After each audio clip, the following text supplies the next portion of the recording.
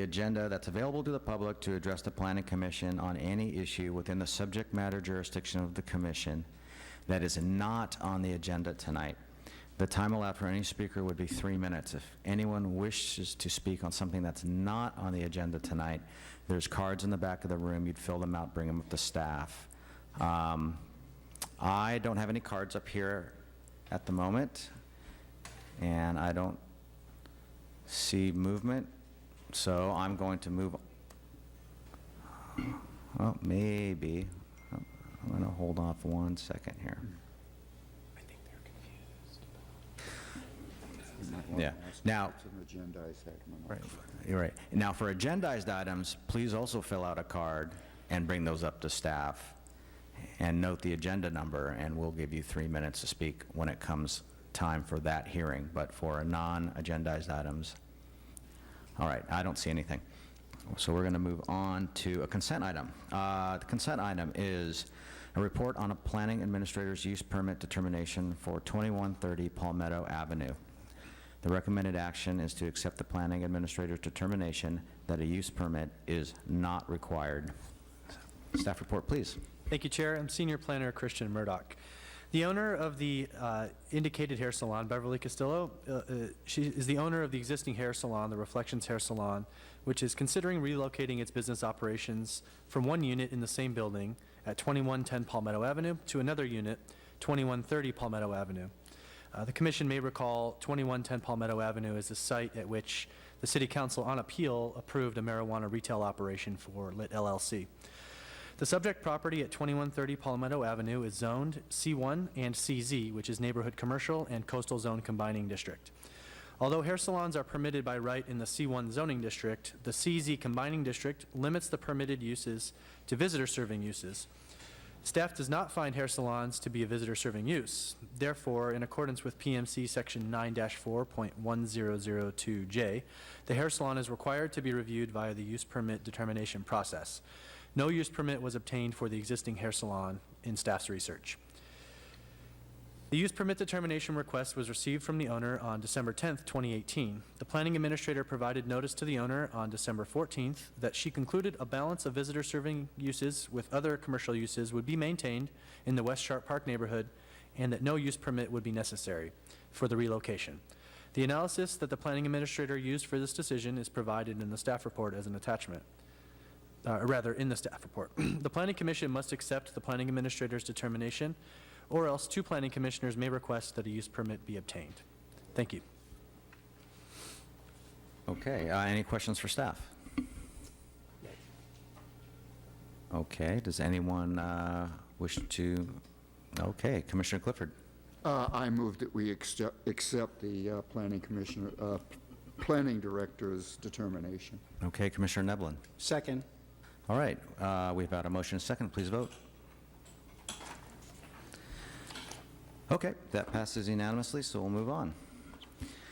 Next is for the public hearing. It is a sign permit and sign exception matter for a master sign program to establish tenant signage criteria at the Fairmont Shopping Center, located at the northern corner of Hickey Boulevard and Gateway Drive.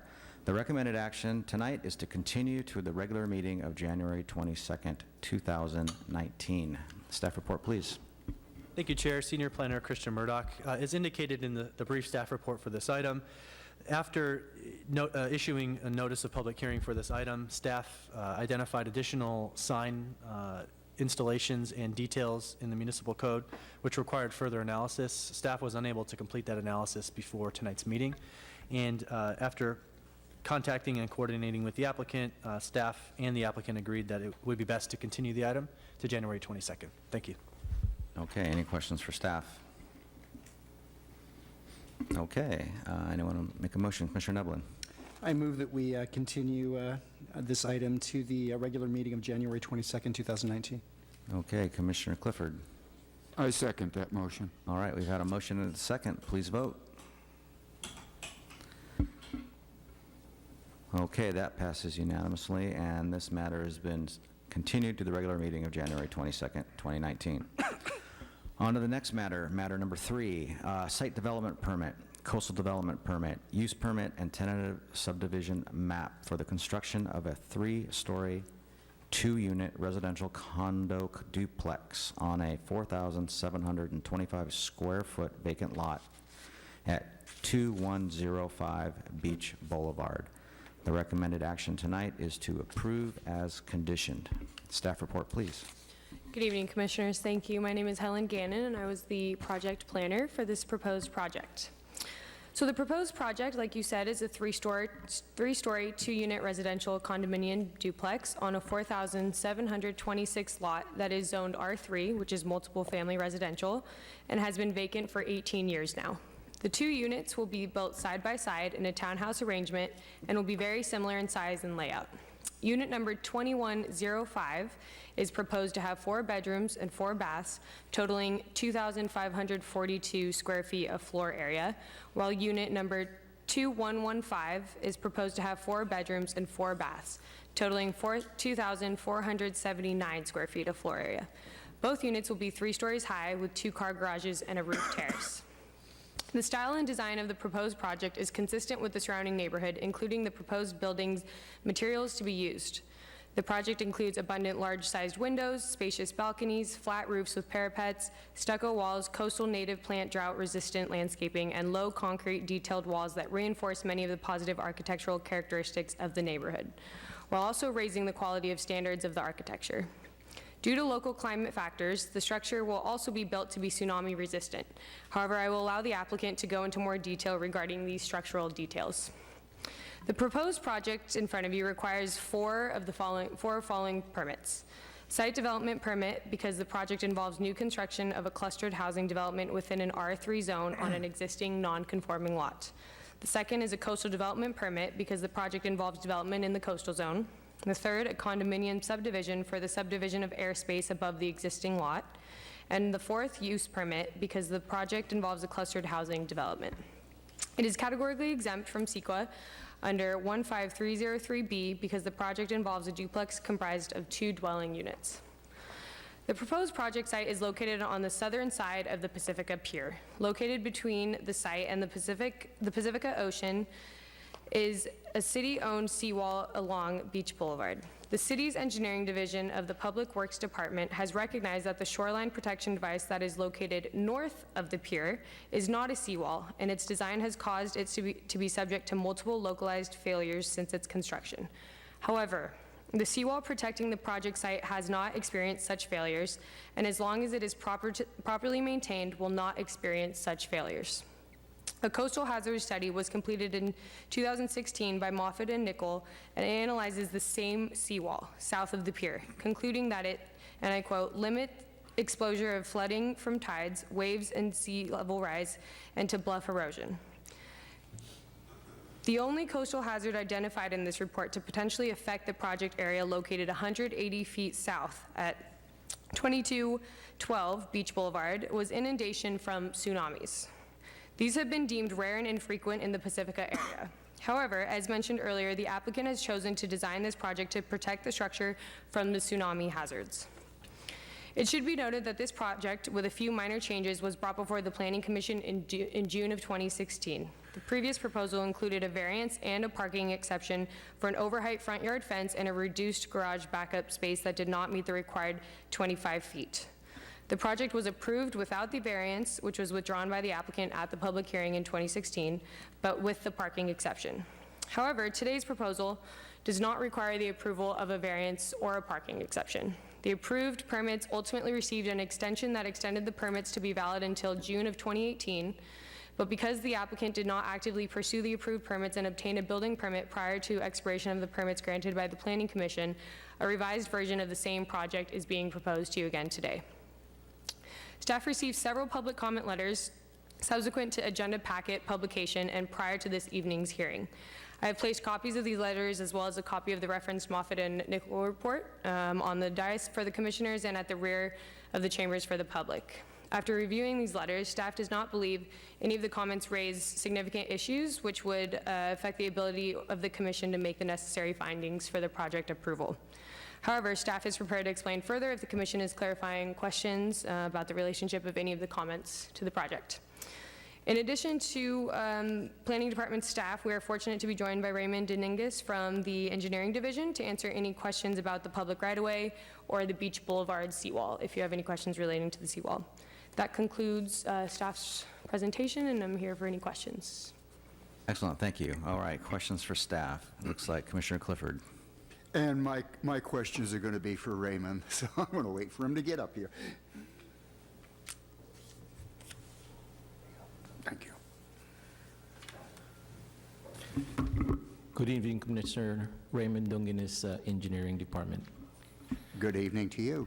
I have several questions. The first entails where exactly does the southern seawall start?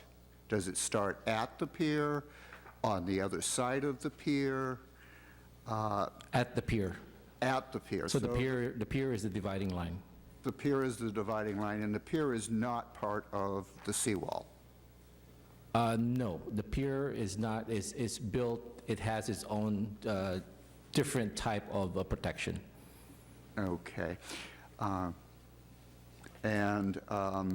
So the seawall is in front of this particular piece of property? Correct. It was built separately from the northern portion. Okay. How long ago was the seawall built?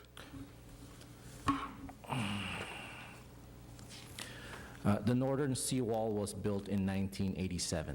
1987. I mean, the southern seawall, sorry. The Yeah, I was northern gonna was say. built, the northern portion was built in 84, and the southern portion is in 87. Okay. And in that time, has there been any failures along the southern portion? We have not experienced any. Okay. In terms of maintenance, what is your maintenance schedule on the southern portion? Basically, occasionally we do the sand that builds up on, we do have a storm drain outlet at the pier, and the only maintenance that we do there is clear the sand so that the storm drain is free to flow. So there's no refurbishing of the revetment or? We have not reinstalled any revetment in the southern portion of the seawall. Do you inspect it on a regular occasions? We have not lately. We have not been due diligent in our maintenance and inspection. We did do a radar, penetrating radar on the northern portion, but not on the southern, since we haven't experienced any failures. Have you experienced any failures at the pier itself? The pier, no, but just right at the northern portion of the pier, that portion of the retaining wall did experience some failure. I'm sort of remembering a failure in the roadway right in front of the pier. Is Right next to the pier, the portion of the retaining wall and wall cap did fail probably mid to early 2000s. Okay. And what is the status of the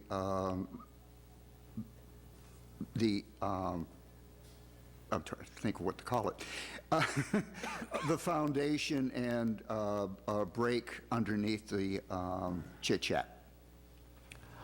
Because that's where the pier is anchored. I want to know what kind of shape that's in. Well, there is some metal foundation and that's holding up the pier, the base of the pier, but we haven't inspected that portion recently either. Right. I recently saw a picture of that, a recent picture of that, and quite frankly, the metal is completely eaten away where the waves break. There's a section underneath the pier itself that's still hanging there, but where the waves break over the rocks, it's gone. It's rusted out and gone. So just a heads up for you. You probably should run out and take a look at it, just so you know what the status is there. We don't want to lose the pier. Correct. We've done multiple repairs to the footing, the pylons. piles, but not at the base, correct? Okay. And do you have a budget for maintaining the seawall? The seawall, the southern portion of the seawall? Currently, there is no budget for the maintenance. We do it as needed. Okay. Thank you very much. I think that sums up all my questions. Okay, Commissioner Gordon. Thank you, Chair. Let's see, I'm going to have a couple questions, I think, for you, Ray, and maybe for some Alan. folks over there. Yeah. Let's see, so I think we did get, I think staff mentioned we got about 7 or 8 letters on this project, and they were all articulate, and we appreciate when we get, input from the public, so thank you for that. And I'm going to try to summarize. There were some themes in the letters, and I think it might help to flesh some of those themes out, so I'm going to sort of try to do that in the form of a couple questions for you. So my understanding is that the coastal hazard study, the technical report for 2212, which is this building, it's engineering's recommendation that the conclusions from this report for this building are fully applicable to the project site. Did I get that right? Is that right? You didn't, should I want me to say that again? I understand what you're saying that about the Moffett and Nichols report, but I can't conclude that for that particular, just a couple, although it's only a block away, but, Right. I'm not, Let me try to rephrase it. yeah.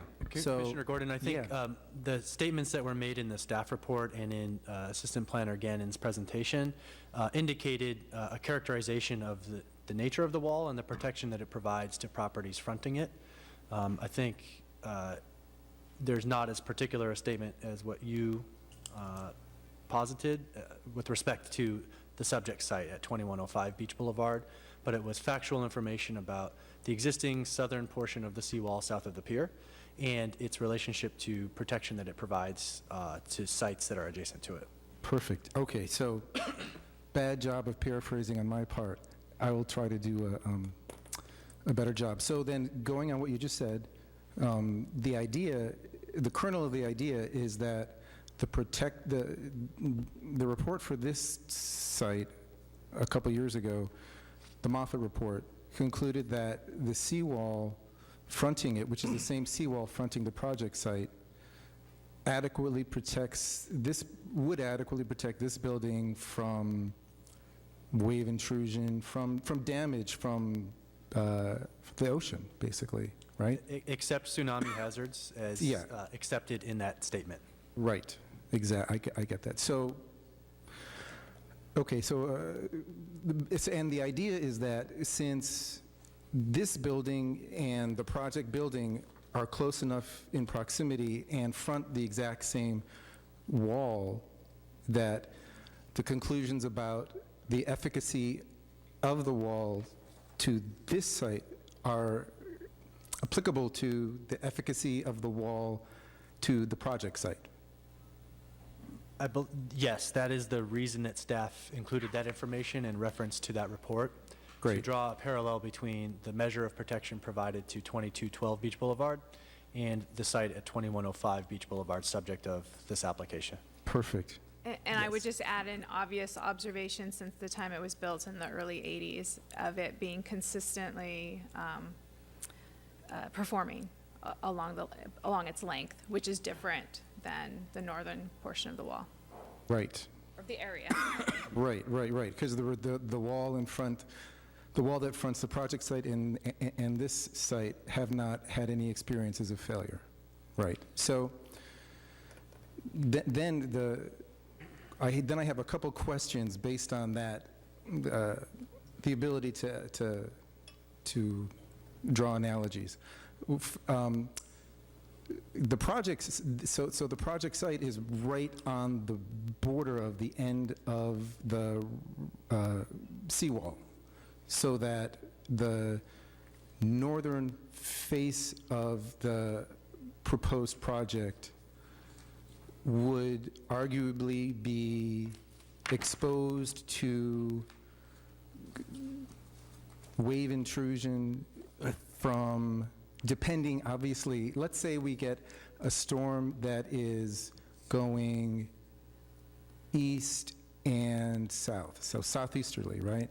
So then it's not inconceivable, and it's possible that the wall that would be protecting the project site in those circumstances would not be the seawall south of the pier, but the retaining wall north of the pier.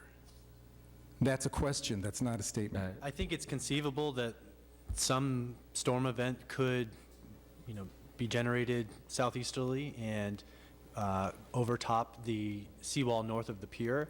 I think we don't have any evidence that's been presented to prove that such a storm has occurred and that overtopping from that storm has reached this project site. I think we're well aware of instances on the northern section of the wall where wave overtopping has created localized flooding for areas of Beach Boulevard north of the pier. I'm not aware that such evidence has been submitted of the effects that you described from a storm affecting the northern part of the seawall north of the pier, crossing Beach Boulevard, going south of the pier, and ultimately reaching the site. Staff's not aware of such a phenomenon. And it sounds like it's staff's view that it's unlikely. Yes, I think it is unlikely in staff's opinion. Okay. So the ways that this project site, this project differ from the, the way that, what's the address? 2105 differs from 2212 is not only that it's much closer in orientation to the northern portion of the retaining wall, it's north of the pier, but also that it doesn't have such a large setback from the seawall itself, right? And I know that in the Moffett report, setback from the seawall was a factor that was discussed because this building is sufficiently set back from the seawall. They didn't feel like, I think it was overtopping was only going to come to a point of a distance of 40 feet from the seawall, right? I think I recall the same figures. I will confirm that you're correct. In those two characteristics you indicated, this project would vary from the 2212 Beach Boulevard site. However, based on what I recall and you recall as the 40-foot distance cited in the Moffett-Nickel report, the distance from the edge of the southern portion of the seawall south of the pier to the front property line of this site is approximately 50 feet. And into the site at 2105 Beach Boulevard, another 18 feet would be where the building would begin. So approximately 68 feet from the seawall to any building affected by the overtopping. And so, again, there's no evidence that staff's aware of that such overtopping has existed in the manner that you've described, such that it would affect the building that's proposed. So one thing I've learned, and I'm sure you guys are aware because you live near the ocean, is that you never underestimate the power of the ocean, right? Of course.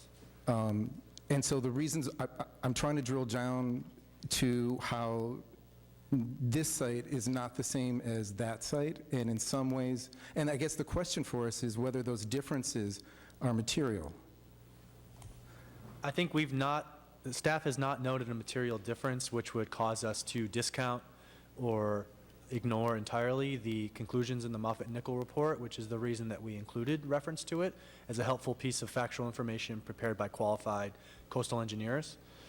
I think it's also important to note that despite the history of failure of the section of the seawall north of the pier, even in those cases where there have been localized failures, I'm not aware, and perhaps Mr. Dunginas can confirm, that those have extended inland to the eastern extent of Beach Boulevard, such that those failures have immediately affected private property east of Beach Boulevard.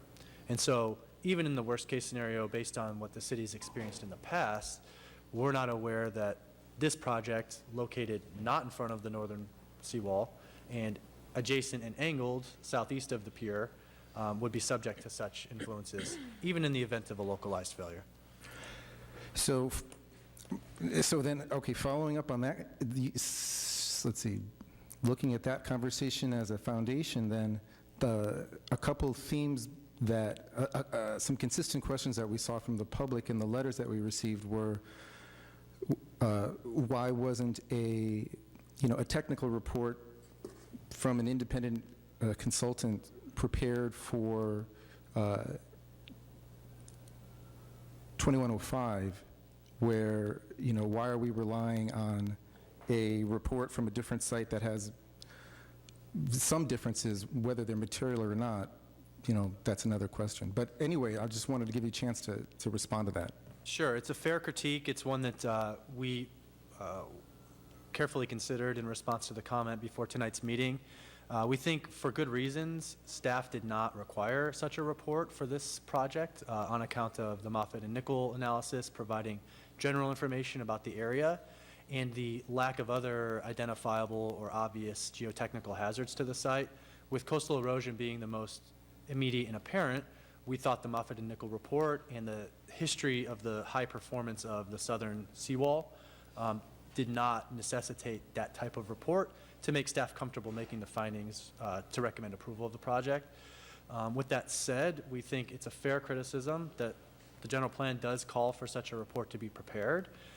Ordinarily, it would be done at the building permit stage to assess the hazards presented by other geotechnical hazards like seismic hazards and liquefaction hazards caused by earthquake and the like, based on soil conditions specific to the site. But among geotechnical hazards would be coastal erosion hazards. If it's the commission's desire, staff thinks it's reasonable to require such a report to be prepared. We're confident that it would likely conclude that there is no coastal erosion hazard for the reasons that we've identified. But it is a fair criticism made in the letter. And I would add that the general plan requirements that were stated in some of the comment letters do essentially require that the analysis and the recommendation be based on factual evidence from a qualified consultant. I don't know that it necessarily states that you must have a separate study for each individual lot. And for example, if this Moffett and Nickel study happened to be on the lot right next door, does another applicant need to go through, and is it going to be different just because it's a separate lot? Yeah, and I wouldn't So take that was part of our analysis. Yeah, and I wouldn't take that position to, just because it's a different project, that doesn't necessarily mean that you need to come up with a different report. It's just that the question is how material the differences are, kind of like what we already talked about. And that's something that we can all, discuss as the deliberations go on. Thank you for that. I had one more question for, I guess, Ray. I'm not sure I'm going to have any conversations with you. I'm sorry. No problem. I realize you're standing up there, so. I think this is for council. And this was another question that was raised by some folks writing letters. Let's see if I can summarize it.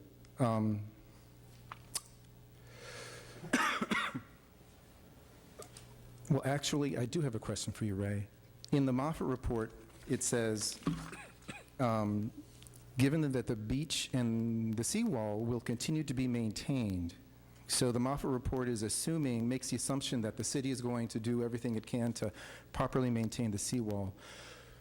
What, in the ideal world, what does that mean in terms of practical steps that the city needs to take on an ongoing basis to maintain it? Not necessarily every day, but maybe, every whatever. Yeah, we ideally we would do an annual structural inspection of the wall and make sure there's no physical failure that's visible, and you know, maintain or add to the revetment that's in front.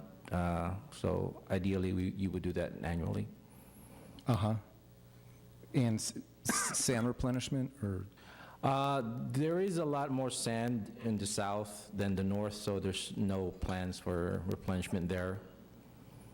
Oh, okay, Yeah, okay. Thank you. you're welcome. So let's, I'm going to deal with hypotheticals here. Let's say that project gets approved, project gets built,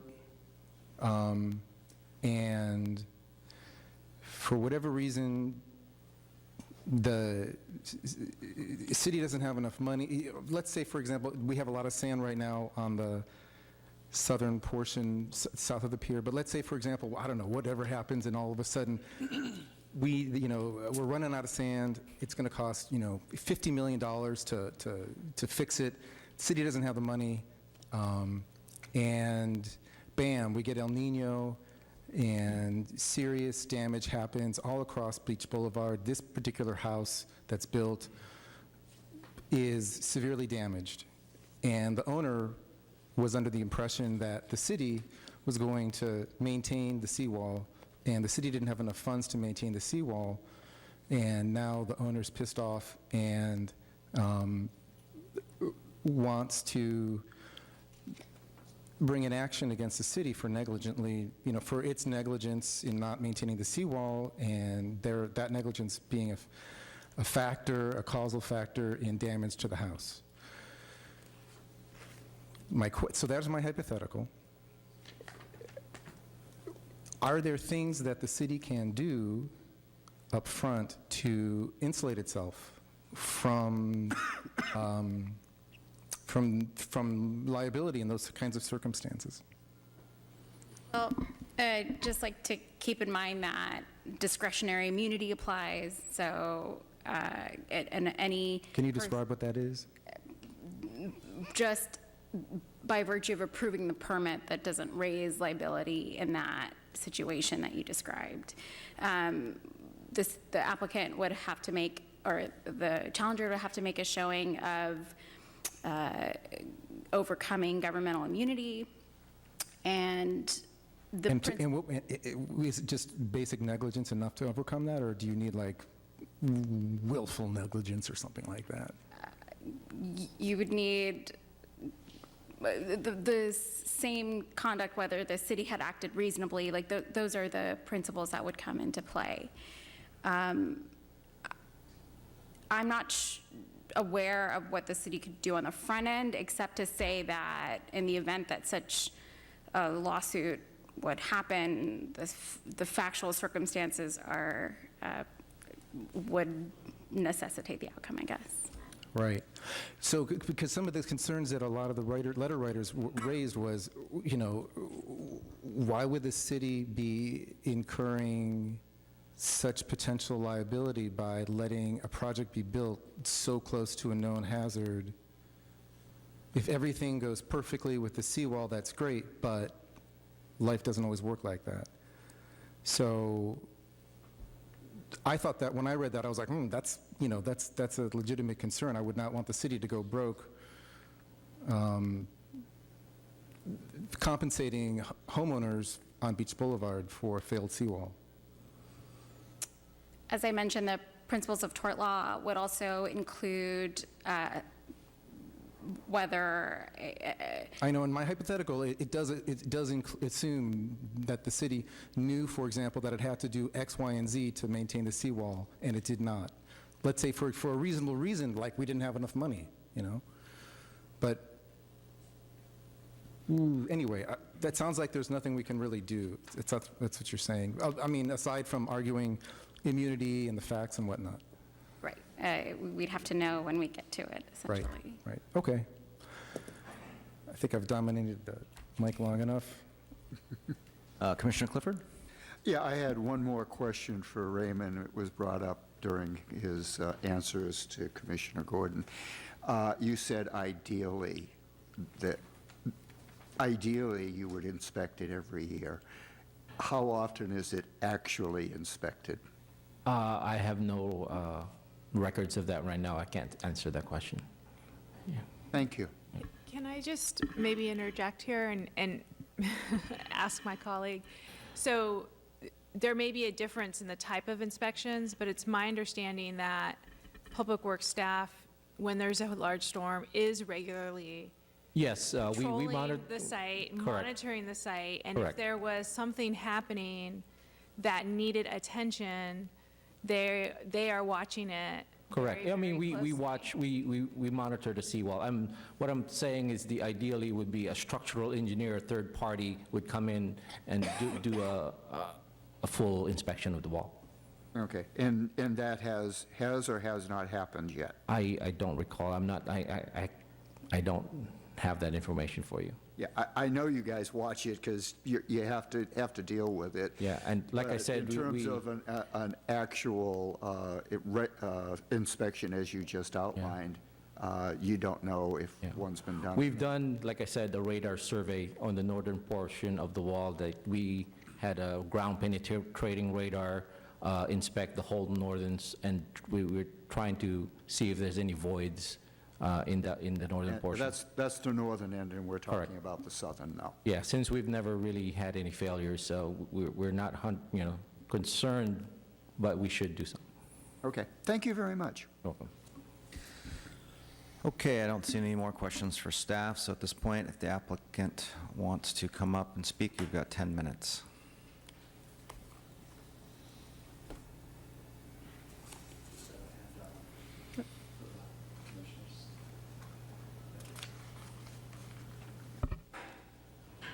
Thank you. Thanks.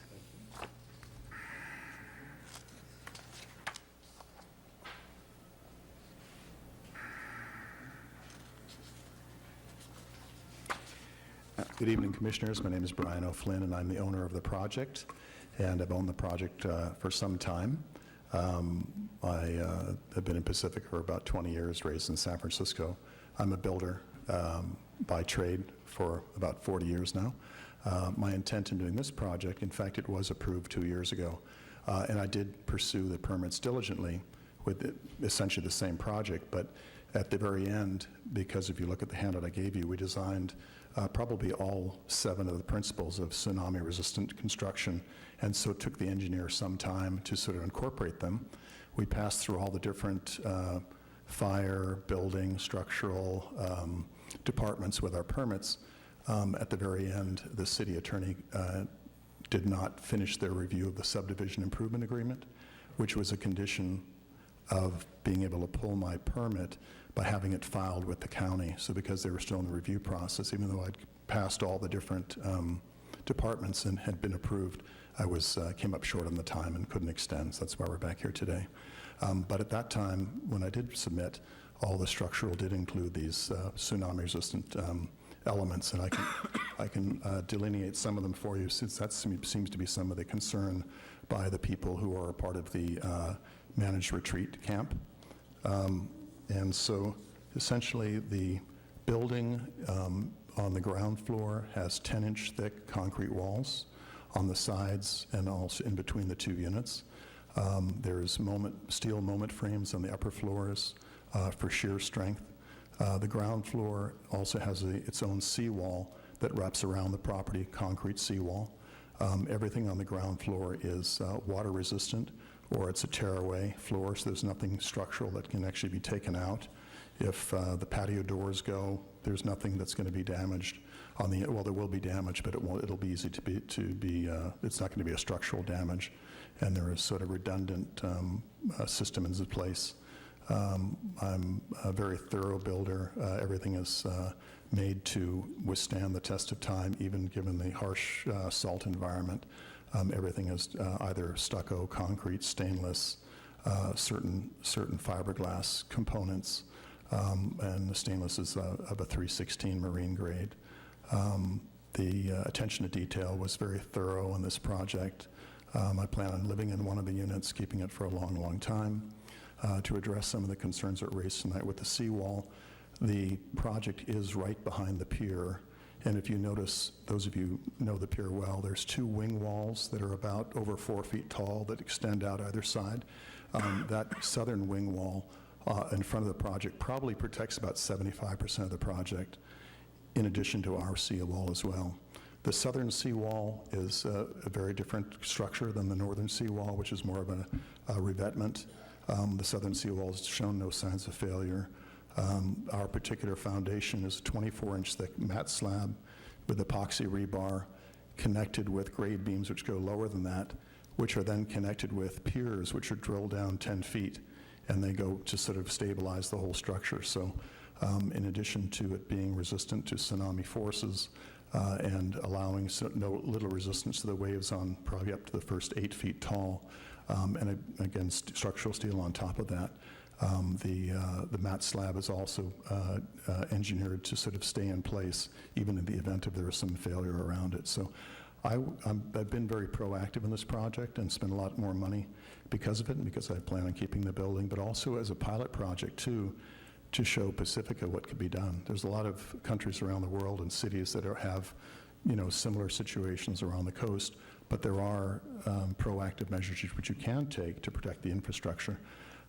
There's very few buildable lots in Salada Beach neighborhood, and as a result, as part of that, you think that, well, there's a lot of buildings already there this will be by far the strongest building in the area, and will be sort of a beacon as to what can be done to stabilize things and protect the city's investments.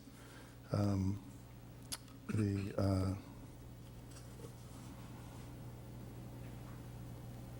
have a lot of immediate neighbor support. People like it. I don't recognize the people who wrote the letters. I think they're from outside the immediate neighborhood. It's good to bring up those concerns, but every letter that I saw that was bringing up was focusing on the seawall that was north of the pier, and not the seawall that's directly in front of the property. If you take from the northern side of the pier, northern side of the property, and you see the protection of the pier to the north of the property, and probably for another 75 feet north until that wing wall, which is on the northern part of the pier, terminates into the northern seawall. So it has very, very significant protection both from the pier and the 2 wing walls, and each of those wing walls is probably over 4 feet tall.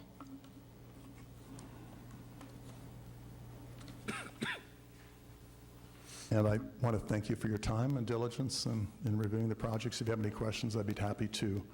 I'll have my architect. Would he like to share my time then? Would that be a good? Okay. That'd be fine.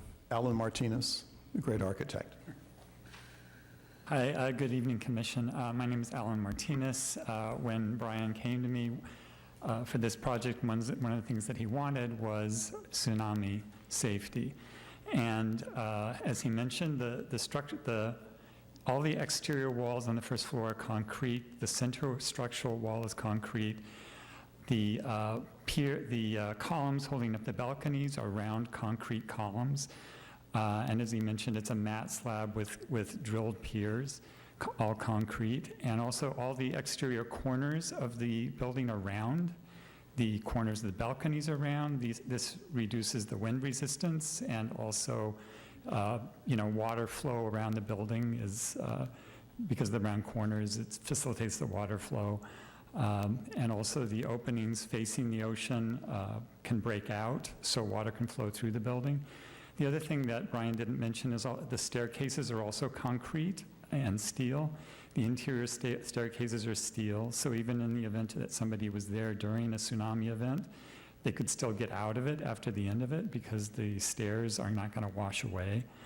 I would venture to say that this is going to be the only or one of the few buildings left standing after a tsunami, just because of these measures that have been taken. Quite a bit would have to fail on the north side before it would get to this building, and even in the event of a catastrophic failure on the north side, because of the drilled piers, this building is going to be fairly safe. Basically the streets, even if a lot of the street is gone, the building's still going to be standing there.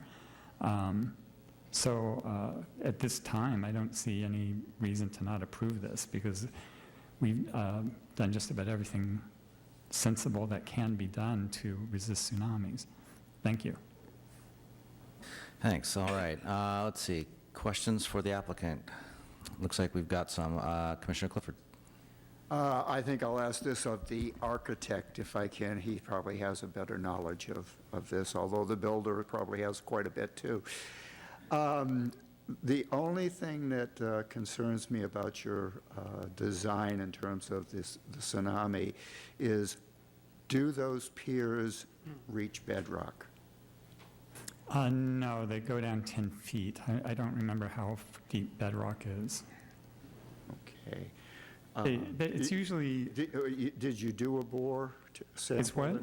Did you do a bore sample there on a soils bore? yes. Did the soils bore go down to bedrock? I don't think so, no. Or actually, I don't remember. Yeah, actually, the piers were not even required by the engineer. It's something that I insisted they put in as an extra support for in case there was some catastrophic event where the road washed away and there was scouring and things like that. So completely, he looked at me like, why are you doing this? Because it's unnecessary. Our mat slab is even bigger than required. But we know we had to go down to bedrock because it's not required. And we're even going up above and beyond what his requirements were. So. Thank you for the answers. Okay. Okay, I don't see any more questions for the applicant at this moment, so we'll open it up to public hearing. If anybody wishes to speak, fill out a card in the back, bring it up to staff, and you'll have 3 minutes. I've got 3 cards in front of me. First up will be Stan Zeven, followed by Margaret Goodale, and then Hal Bonner.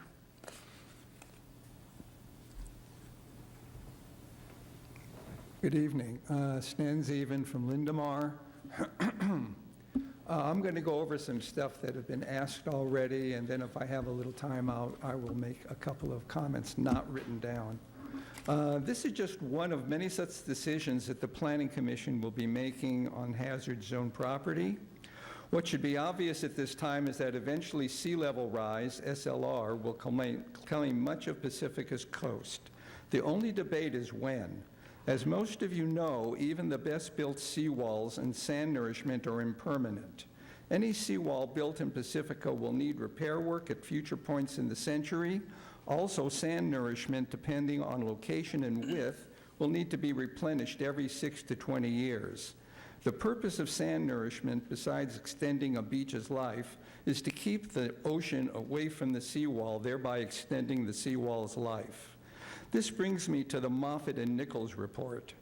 Our city has used this report to show things along our coast that will be fine to the turn of the century.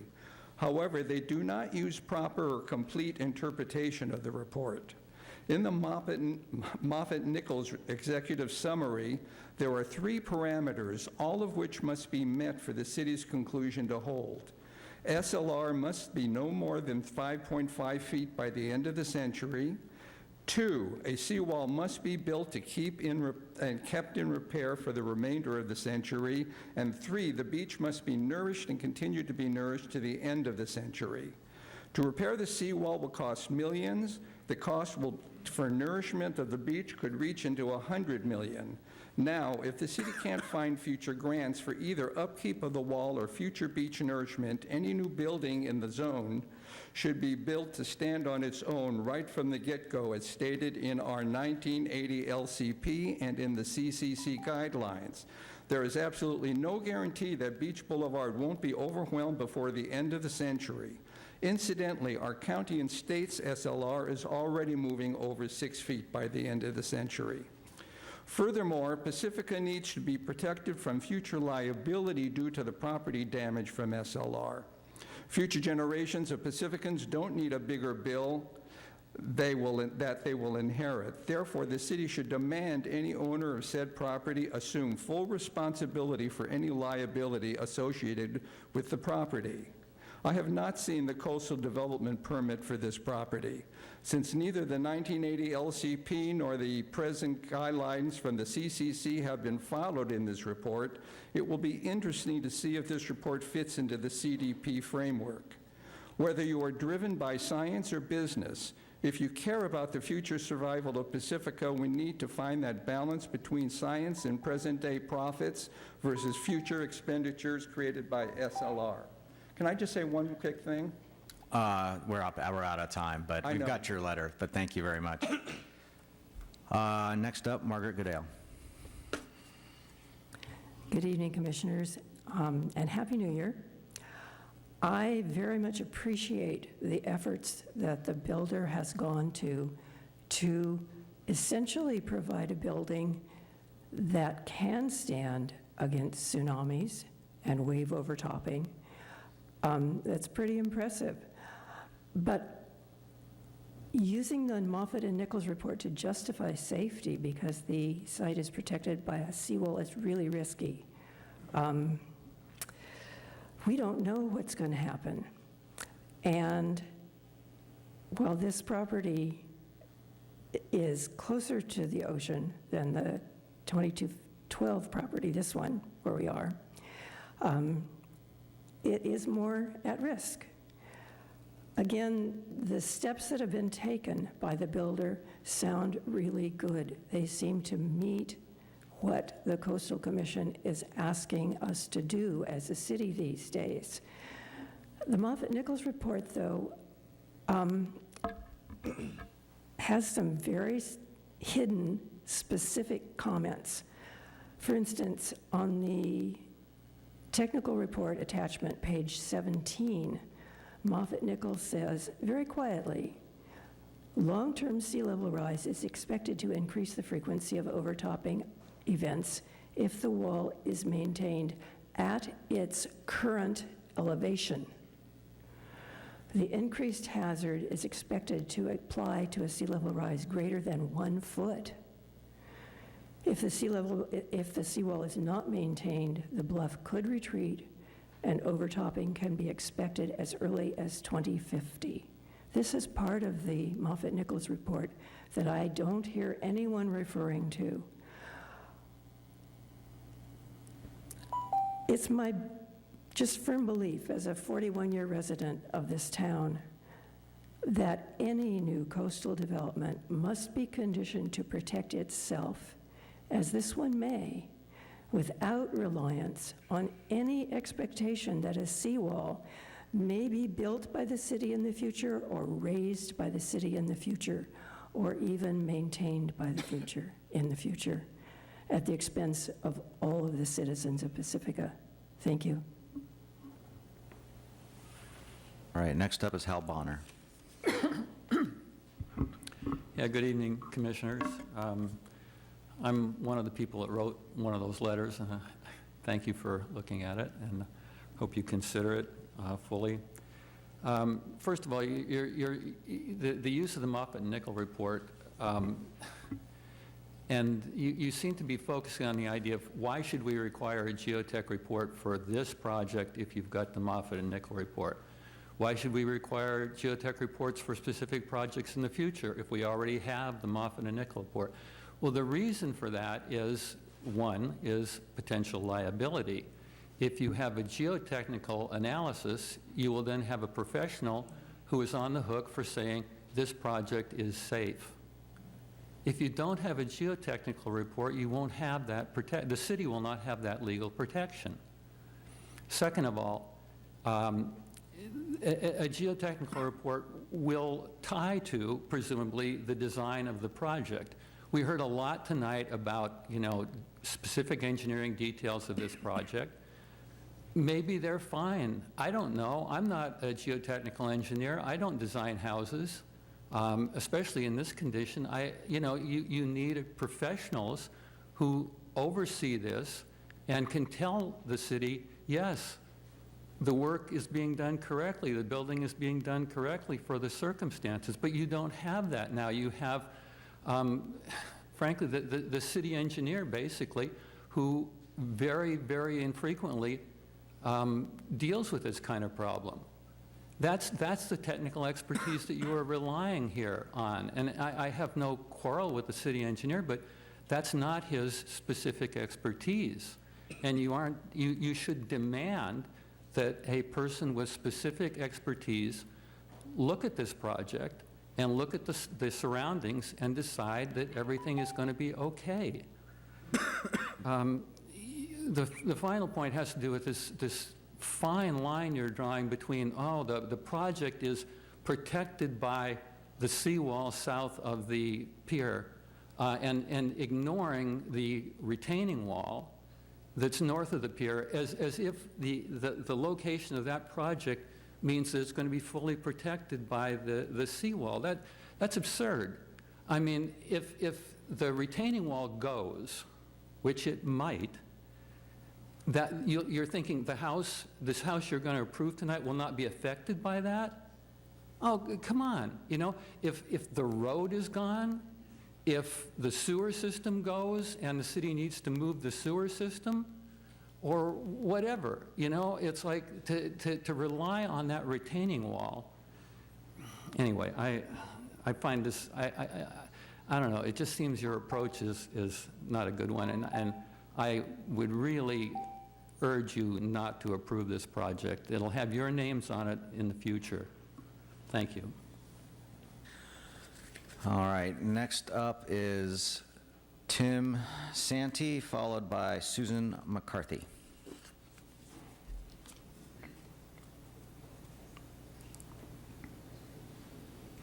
Hello there, good evening. So I've been living in the area for about 4 years now. I've known Brian for about 3 years now. I've watched his careful work on the blue property right next to the project site you guys are talking about tonight. Again, I've known him for about the past 3 years, and he's been a fantastic neighbor. His work on the Blue House I've been very inquisitive of and have discussed with him quite a bit. He's gone above and beyond with some of his designs and with the architect and some of the redundancies that he's discussed with you already. I think it's a fantastic project to turn this empty lot that's in a very visible public area into a beautiful new space that will add value to the area. So I'm in favor of it, and I hope you guys are on the same page. Thank you. Thank you. Next up, Susan McCarthy, followed by Good evening. Annette O'Neill. 35-year resident, and I just wanted to say I'm in support of the project. Brian is an experienced builder. He's got the skills to complete the project. He has beefed up the engineering with regard to tsunamis far beyond what was required. I don't know if any of you followed Hurricane Michael, but at Mexico Beach, which was essentially flattened by the storm, there was one house with similar engineering that was essentially unscathed. The breakaway wall worked as it was supposed to, and they essentially had no damage other than to the breakaway wall. That's all I have to say. Thank you. Thank you. Next up, Annette O'Neill, followed by Sean Jondelin. Hi, I'm Annette O'Neill. I have lived in Sharp Park since 1985, just a block away from Beach Boulevard. And I have to say I'm fully supportive of the project based upon Brian's track record of building exquisitely lovely buildings that have added tremendously to the neighborhood. And the city is making a lot of investments in West Sharp Park, in the Palmetto streetscape, and I know they're hoping to develop the sewage plant, and I think this project is going to just add considerably to the appeal of the area. It's almost like public art, the work that Brian does, so I fully support it. Thank you. Thank you. Next up, Sean Jondelin, followed by Eric Bruner. Might have that wrong. Hi, good evening. My name is Sean Joden. I'm a resident of Pacifica. I live on Beach Boulevard. Just want to express my approval to the board or to the commission for this project. I understand some of the issues that have been brought up here tonight don't exactly address the actual project in question. To me, it's a question of, if you've looked at the design, it's a beautiful design, well thought out, well engineered. It's only going to be bringing more value, more intrinsic value as well to the area. Right now, it's an empty lot. It's been sitting there for how long like that? What was there before? It's only going to get better for the community. I think Pacifica will benefit as using this, as Annette had said, as a sort of an artwork for the area and draw people to the area. It's a high visibility area. Brian's the type of person who you want his design as a face of the city in front of the pier. Thank you. All right, last card I've got is Eric, probably got this wrong, Bruner? Ah. How's it going? Eric Bruner. Thank you for your time tonight. As Tim, I've lived next to Tim for the last 4 years, known Brian for the last about 3 years, seen the progression on the blue house that everybody's been talking about, and can see that he's put really well thought in ideas into how he's designed it. I've quizzed him a little bit and, asked about it, and he's definitely said the right information for me. I'm not an expert, but I feel confident living in an establishment like that. As everybody else said, it'll bring great value to the community. I think we can say that new structure and examples for how homes can be built. Me living here, future hopeful homeowner, right? I have an example to potentially look at, potentially wanting to own a home here. So fully supportive of the project. It's great character and great value to the community. Thanks. Thank you. Okay, I don't have any more cards up here for speakers, so I'm going to close public comment, and I'm going to give the applicant a chance to respond to any of the public comments. Don't have to, but you can.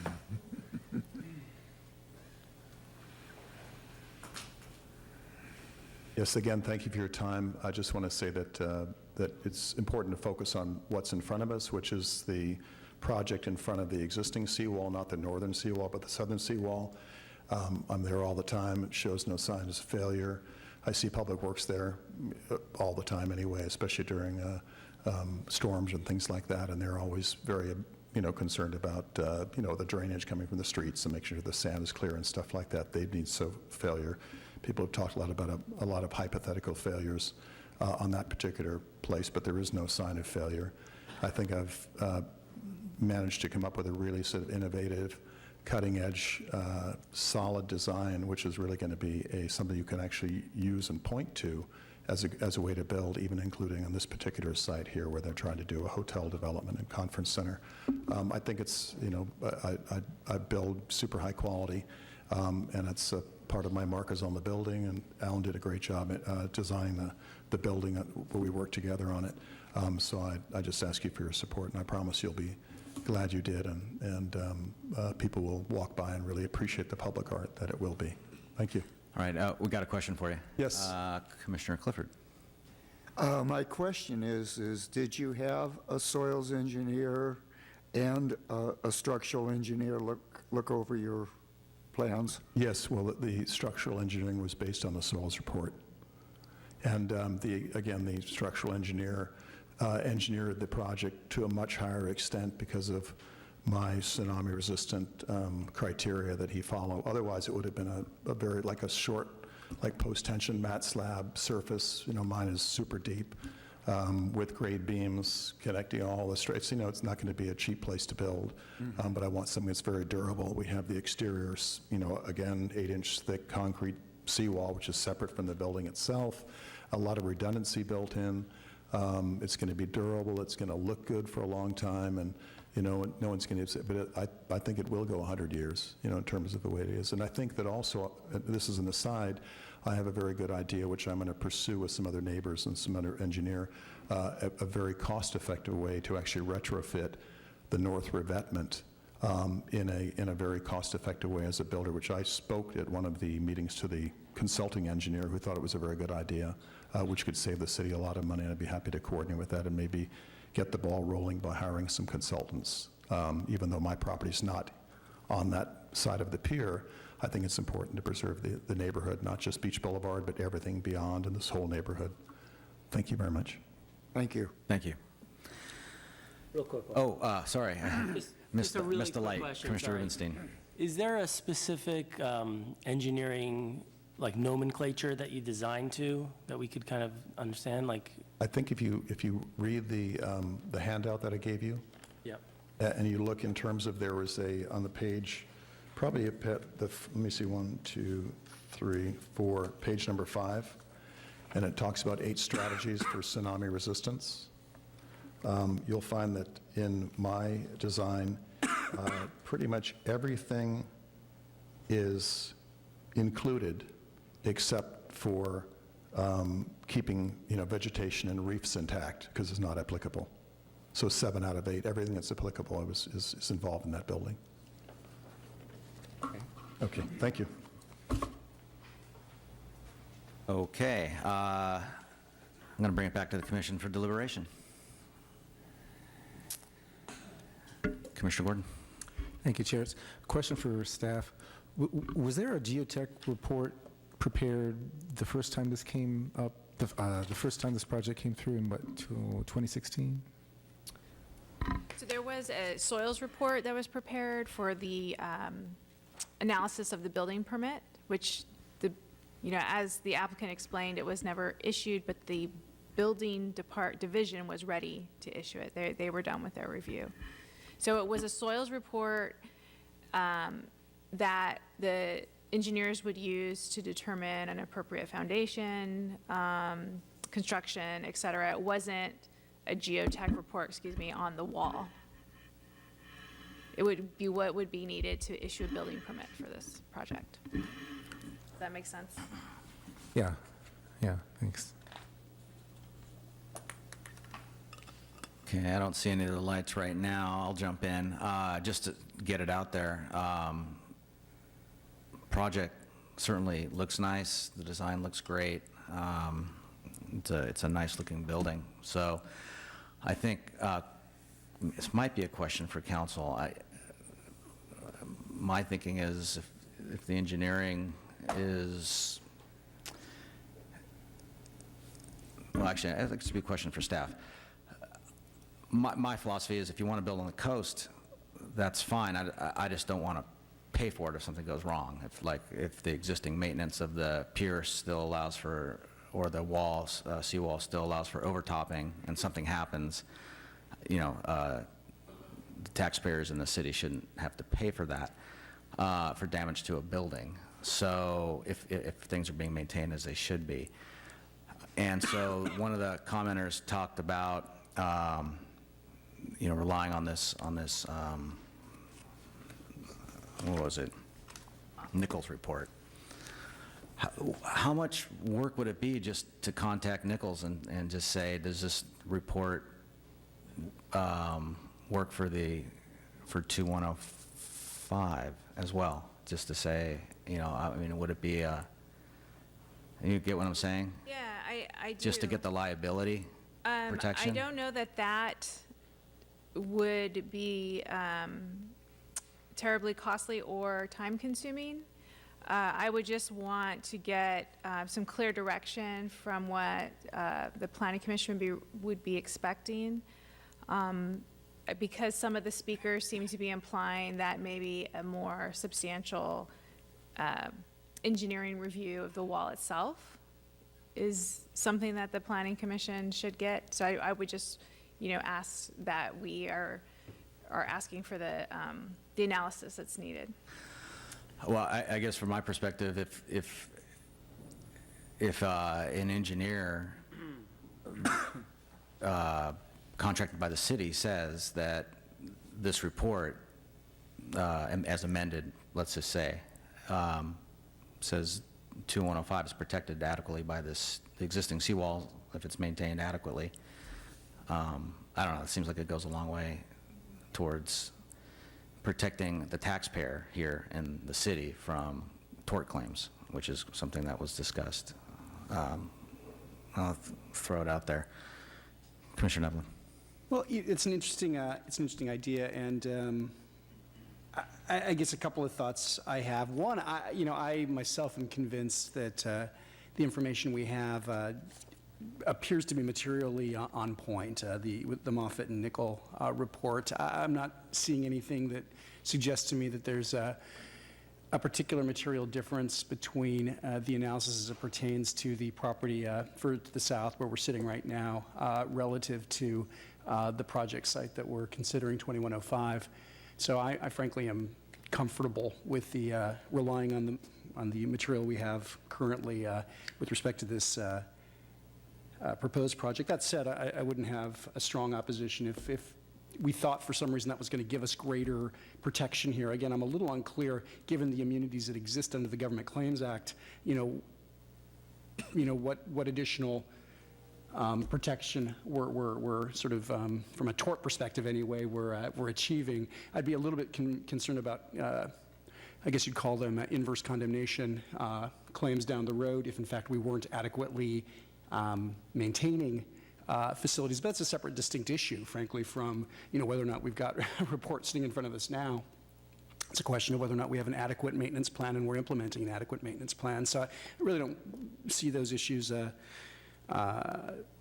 being sort of mashed together. And then it seemed to me a significant concern that was raised also was sort of the conditions to the north, the revetment area there. And I myself am of the view that if this is not an approvable project, given all that has been done here, there's probably nothing that could be approved for this particular parcel. So I'm strongly in favor of moving forward and approving the project. All right, Commissioner Gorton. Thank you, Chair.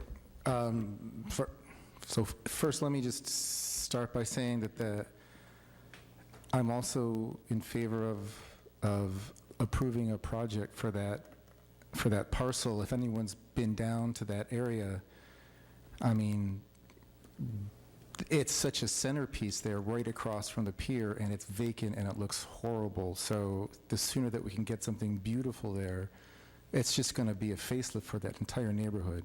And that's just, so anyway, I want to get something there. I'm really in favor of that. I just want to make sure that we're doing it the right way.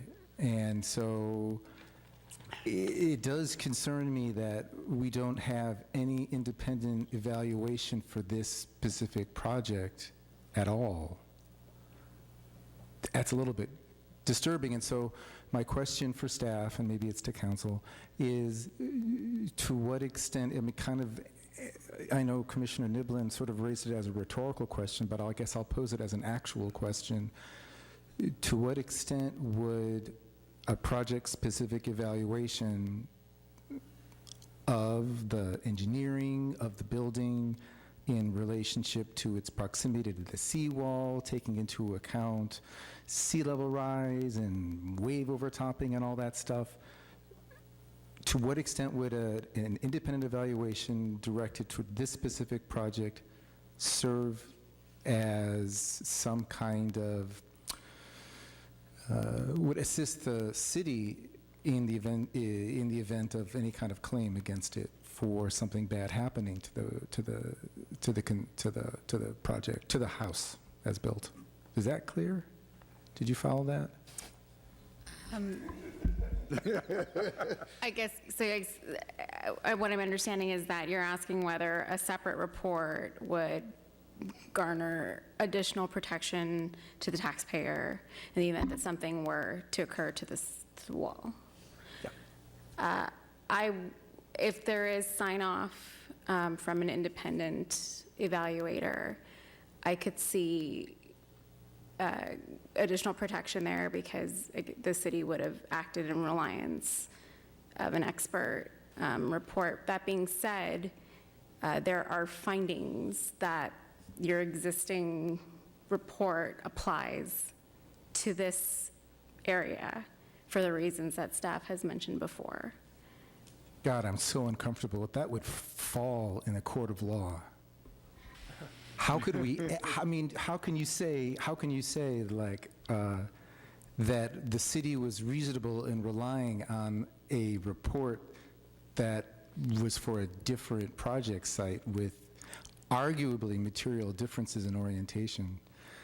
Anyway, so I'm in favor of the project, but I think it would be smart of us to get some kind of expert sign-off, because I am like not an expert in this area, and I fully believe that this house is being constructed according to the highest standards, and maybe it is the most strongest house here, but the only proof we have is of the builder saying it, of his architect saying it. I mean, what objective, independent analysis is being done on this design in this location.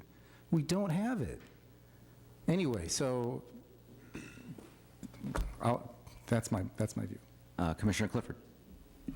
Okay, I'll start off with saying that I am ultimately in favor of this project, but I do have some questions, and they're not related to the seawall.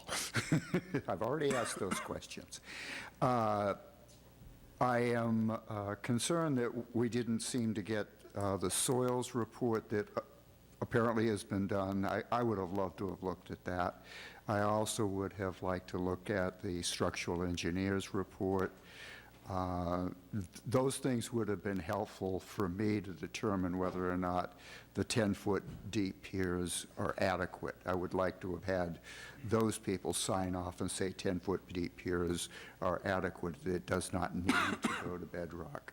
I personally have been working on a project where I could not get the soils engineer or the structural engineer to agree with me that it didn't need to go down 24 feet and 6 feet into bedrock. And it doesn't have a house on it. It's just a couple of retaining walls on a hillside.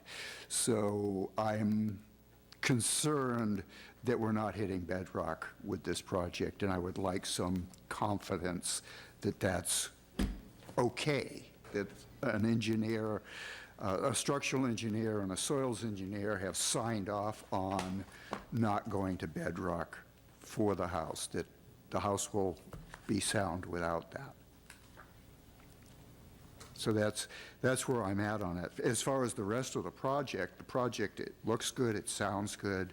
The seawall is sound in that area, so I would vote for it if I had that other information to go over. Thank you. Commissioner Rubenstein. You know, I don't want to be argumentative to my fellow planning commissioners, but, you know, I think a lot of the conversation has been hypothetical and outside of our lane in some respect, in the legal sense. I'm fully in support of the project. I would make a motion to approve the project if there's no more deliberation, but I think additional reports would be onerous and probably duplicative, so, you know, I don't see a need for it.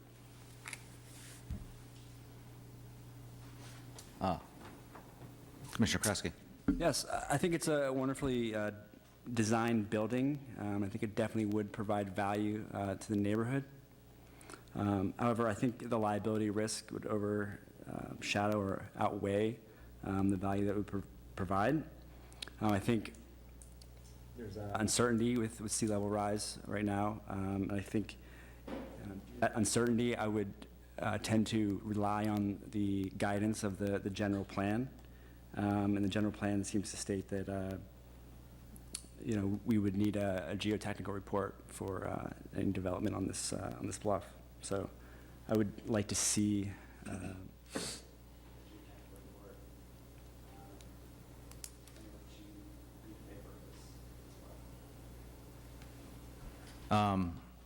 so just to be clear, what I would be comfortable with, and I do appreciate, I want to stay in our lane.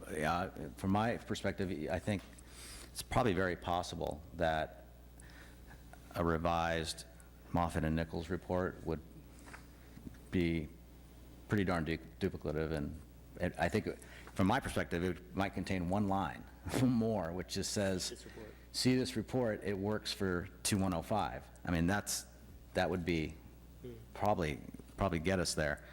But it would be a report that would be specific to this project site, and that's what the general plan requires. And so I'm just kind of going with this is what the general plan requires, so maybe we should do it perspective. And I don't know, maybe I'd be curious what the applicant would think about a limited type report. At least this commissioner is not interested in a whole new geotechnical report of the seawall and a sea level rise study. That's not what I'm trying to get at. What I'm trying to get at is a report that the city's comfortable with, that's specific to the project, that says it's specific to this project. So I don't know if the applicant's willing to come up and talk about this, or I'm just be curious the views on that. Brian O'Flynn again. I'm just a little concerned because it seems like we have the Moffett and Nichols report, which talks about the very site we're sitting in right now, which I believe, I haven't read the report, but I believe it says the seawall is good in front of this site. The project site is only 2 properties away and closer to behind the pier. In fact, 75% of the building itself is protected by the pier and the wing wall that comes out from there. So it seems very redundant. I mean, I wouldn't want to get involved in hiring my own engineer to sort of look at who knows what. You know, the seawall itself, it looks like it's already been done. I would have no objection to going back to the author of the Moffett and Nichols report and saying, you've analyzed this site. As you mentioned yourself, add one line saying the site, which is right across from the pier, which is 2 properties north, is, our report is applicable to that site as well, even though to me, even that seems redundant. So. Yeah, I mean, I get what you're saying, and yeah, but I just wonder if that would be something that you feel would be. I mean, so you're saying, say, the city goes back and contacts this consultant, and they pay for it and say, review that. And That's and, the, I mean, and then, the consultant wrote the report. I'm sure they could take a look at it and say, well, seawall is the same as it continues up there, and it's behind there, and I can't imagine the soils being structurally different, but it seems the danger is going down a very deep rabbit hole of pursuing hypotheticals when we already have a really good report, and we have no evidence of failure of the seawall, which is a real seawall in front of the property. It's even more protected behind the pier, 70% of the building, so I'm getting a little nervous. And I can understand that. And I did, had it built it. It was already approved by, in terms of, to Commissioner Gordon's concern, the actual soils report, which was the basis of the engineering, which was over-engineered beyond what was required, was already reviewed by the Pacifica Building Department officials, and they had put their stamp of approval on it. It was just pending the approval of the subdivision improvement agreement before the permit could be pulled. So that's already gone through, which is unusual for a project, because normally you wouldn't have it engineered before you come to the commission. This one has already been approved once, and then I went and did all the engineering, over-engineered it for what was required. It's already gone through building with all the soils report, the engineering, the whole bit, and it's already was approved, not issued.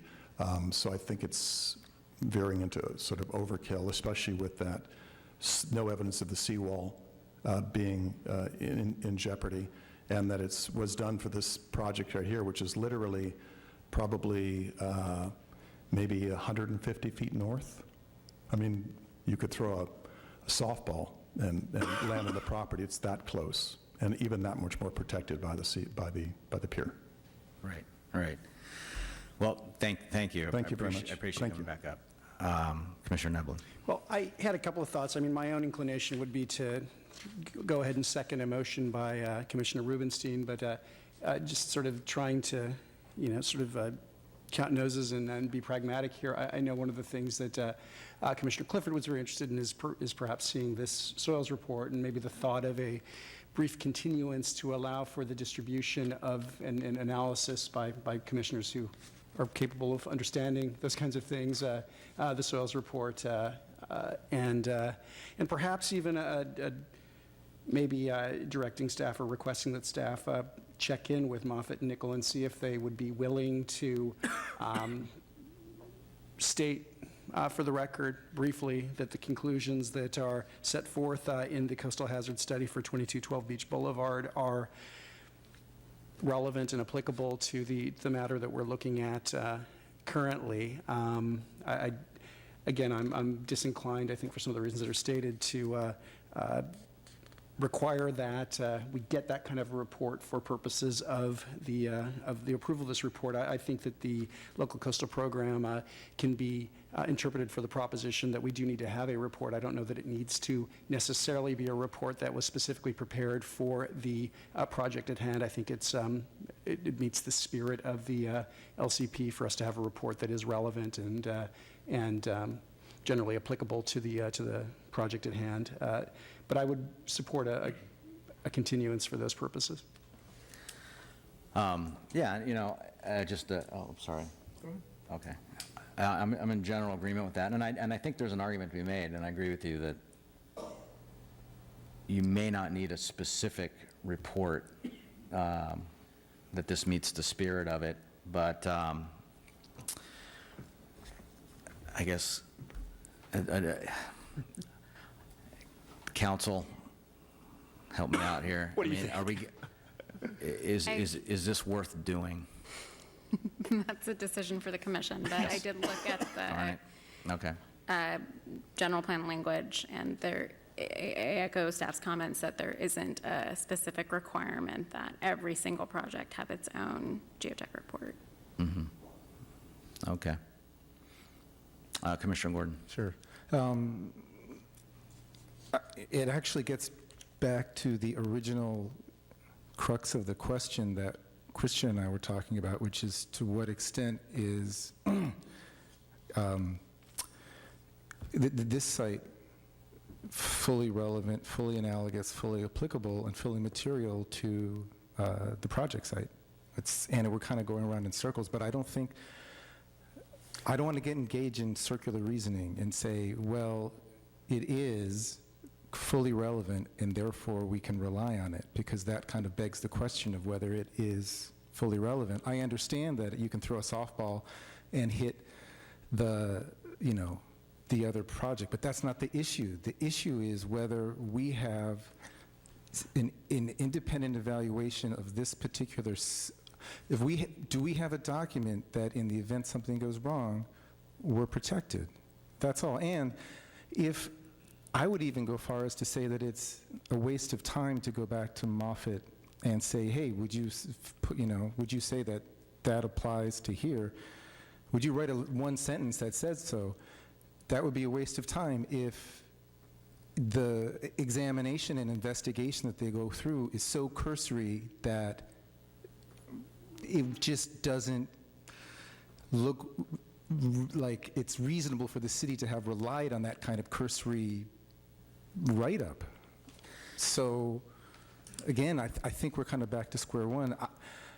I mean, just from a procedural standpoint, I don't think it's a bad idea for you guys to make a motion and second it and see where the votes lie, because you might have enough votes to carry the day. Who knows? But then, and if it fails, then we could go, you might want to you could sort of end this right now by going for it. Yeah, I think, again, I think Commissioner Clifford had expressed some concerns that I want to make sure get addressed before I'd be probably wanting to either make or second a motion. That's just my own perspective. I think the soils piece is something that could bear on this. And I want to be clear, I wasn't suggesting that, well, I hope I wasn't engaging in circular reasoning. I think that really what I'm articulating or trying to articulate is that do we have information that is reasonable to rely on, that is, I think it's, of course, the case that we're talking about a report that was done for a different property, but is it material enough? Is it relevant enough? Is it reasonable enough in the totality for us to rely on it here? And at the end of the day, I don't think that you're going to get any piece of paper, any report that is ultimately going to protect the county, or I'm sorry, the city against any theoretical or possible claims that we might end up with at the end of the day. Is a question of whether or not we've acted reasonably under the totality of the circumstances with the information that's reasonably to be considered. I would add too, and correct me if I'm wrong, there is a soils report. Commissioner. Right, that exists? Go ahead. Right. There is a soils report, and the builder relied on it, and the engineering department relied on it to review his permit. So it's been reviewed in that course of work. I think some of us here just want to take a look at that report to sort of oversee that, I guess. All right? I'll let Commissioner Clifford answer that. What I'm hearing from the applicant that There is a soils report, and there is a structural engineer's report based on that. Unfortunately, in the plans that we got, there is no structural pages. They're not there, so I wasn't able to look and see what was there in terms of what they're actually proposing to build. I'm hearing that they're ready to issue the permit in terms of the building department, but they haven't issued the permit because we haven't approved it. Right, no, this was the permit that expired. This is all expired.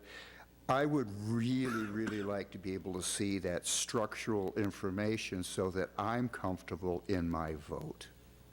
If we have a vote now without that information for me to look over, I'm going to have to vote against the project because I'm not operating in certainty. I haven't seen that information. So I really need to see the information. I do understand that type of information. I work with it quite often. So I would love to see it, verify that what the reports are, and talk with the building official and say, you know, is everything okay as far as you're concerned? But without any of that information, to just say, yeah, go ahead, I'm not comfortable with that. Sure, and I do appreciate that you have a particular area of expertise on the commission. And so, you know, if this is going to be continued, that's fine. You can always come, just as any member of the public can come and ask to look at, but not copy, Yes, I know. construction documents Yeah, at our they counter. are private property. But just to be clear, that the planning commission isn't typically going to be provided those types of documents. I just wanted to make that clear. That is really a building official and the building division's area of, you know, authority there.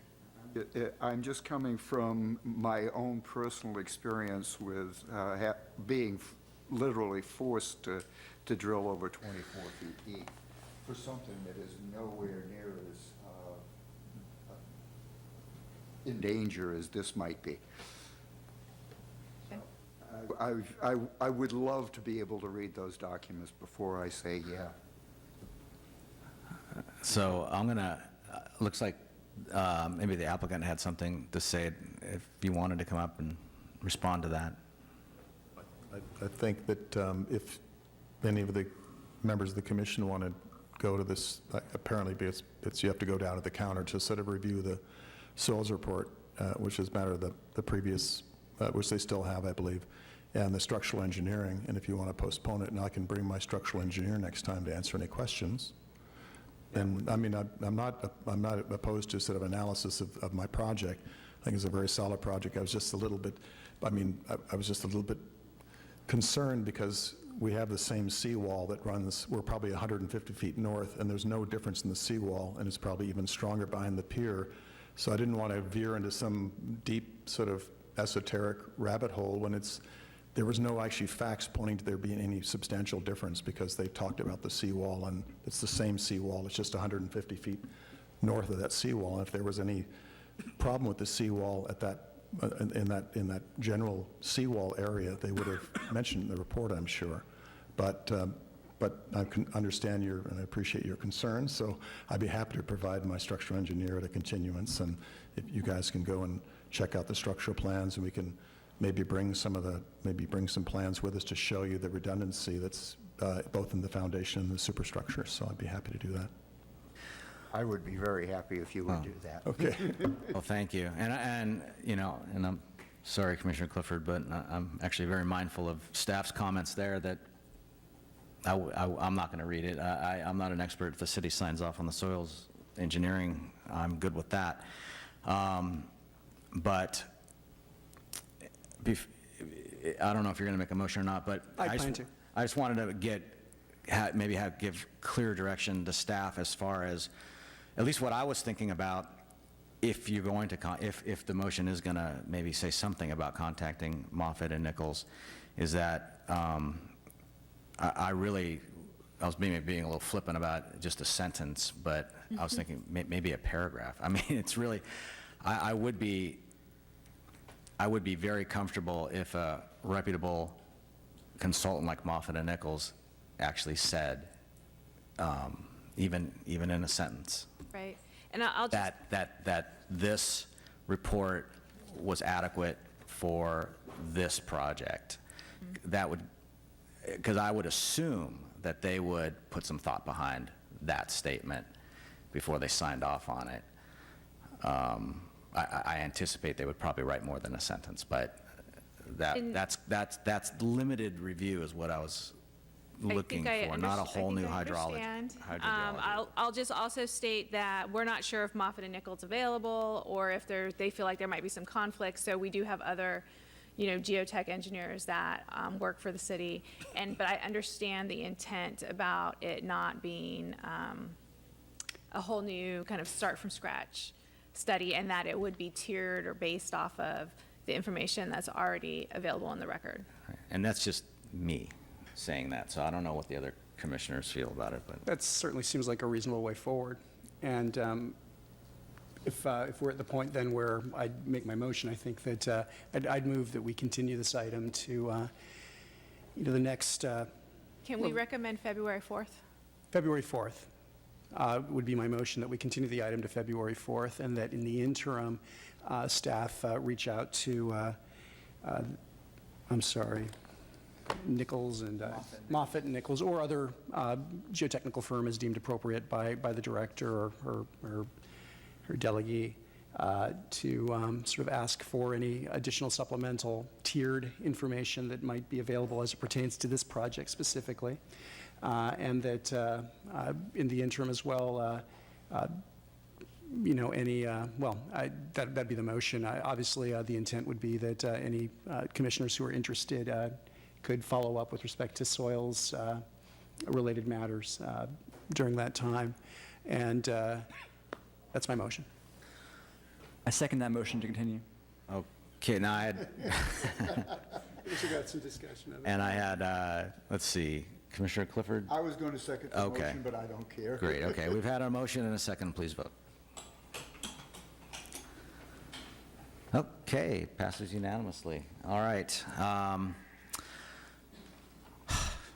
This matter is continued to February 4th. Thank you. All right. On to the next public hearing.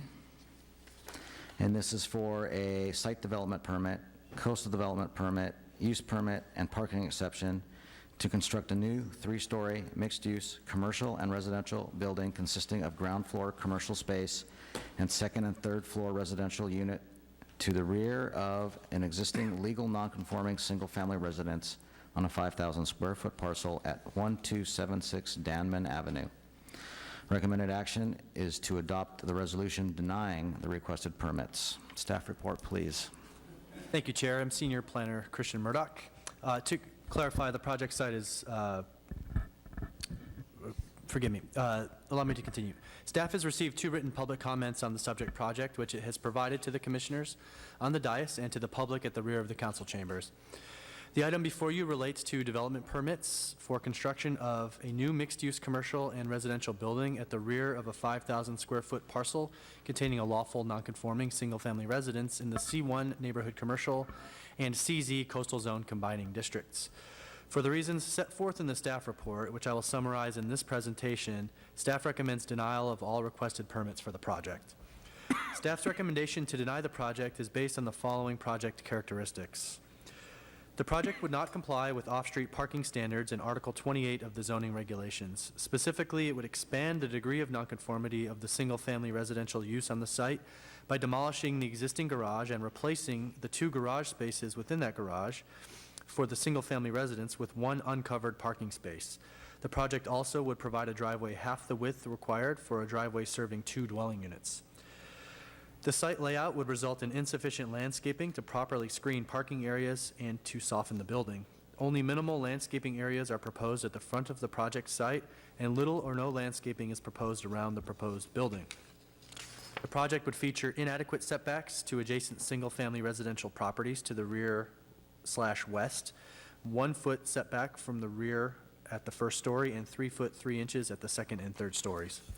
These small setbacks, combined with a 34-foot 7-inch building height, would result in a structure which imposes on surrounding sites and which is out of scale and character with the surrounding neighborhood. The structure also would block sunlight and cast shadows on those adjacent residential properties. The project would not properly orient to the street in a manner which is necessary for a commercial building housing retail uses. Rather, the building would be situated at the rear of the site, and visibility of the commercial portion of the site, the primary use under the zoning rather than the conditional residential use, would be largely obstructed by the existing lawful nonconforming single-family residence on the site. And because of the above-noted deficiencies, the project is inconsistent with the general plan and local coastal program. General plan and local coastal program consistency are necessary to approve the required permits. These and other factors outlined in more detail in the staff report served as the basis of staff's recommendation to deny all requested permits for the proposed project. Thus, staff recommends adopting the attached resolution to deny the project. Because the recommended action is to deny the project, it is not necessary to complete environmental review under the California Environmental Quality Act. In the event the Commission disagrees with staff's recommendation to deny the project, it would be necessary to continue this item to a future meeting to allow staff time to prepare findings for the project, to approve it, and to perform environmental review if necessary. Thank you, and staff is available to answer any of the Commission's questions. Okay, questions for staff? All right. I don't see any, so I'm going to give the applicant 10 minutes to come up, present the project.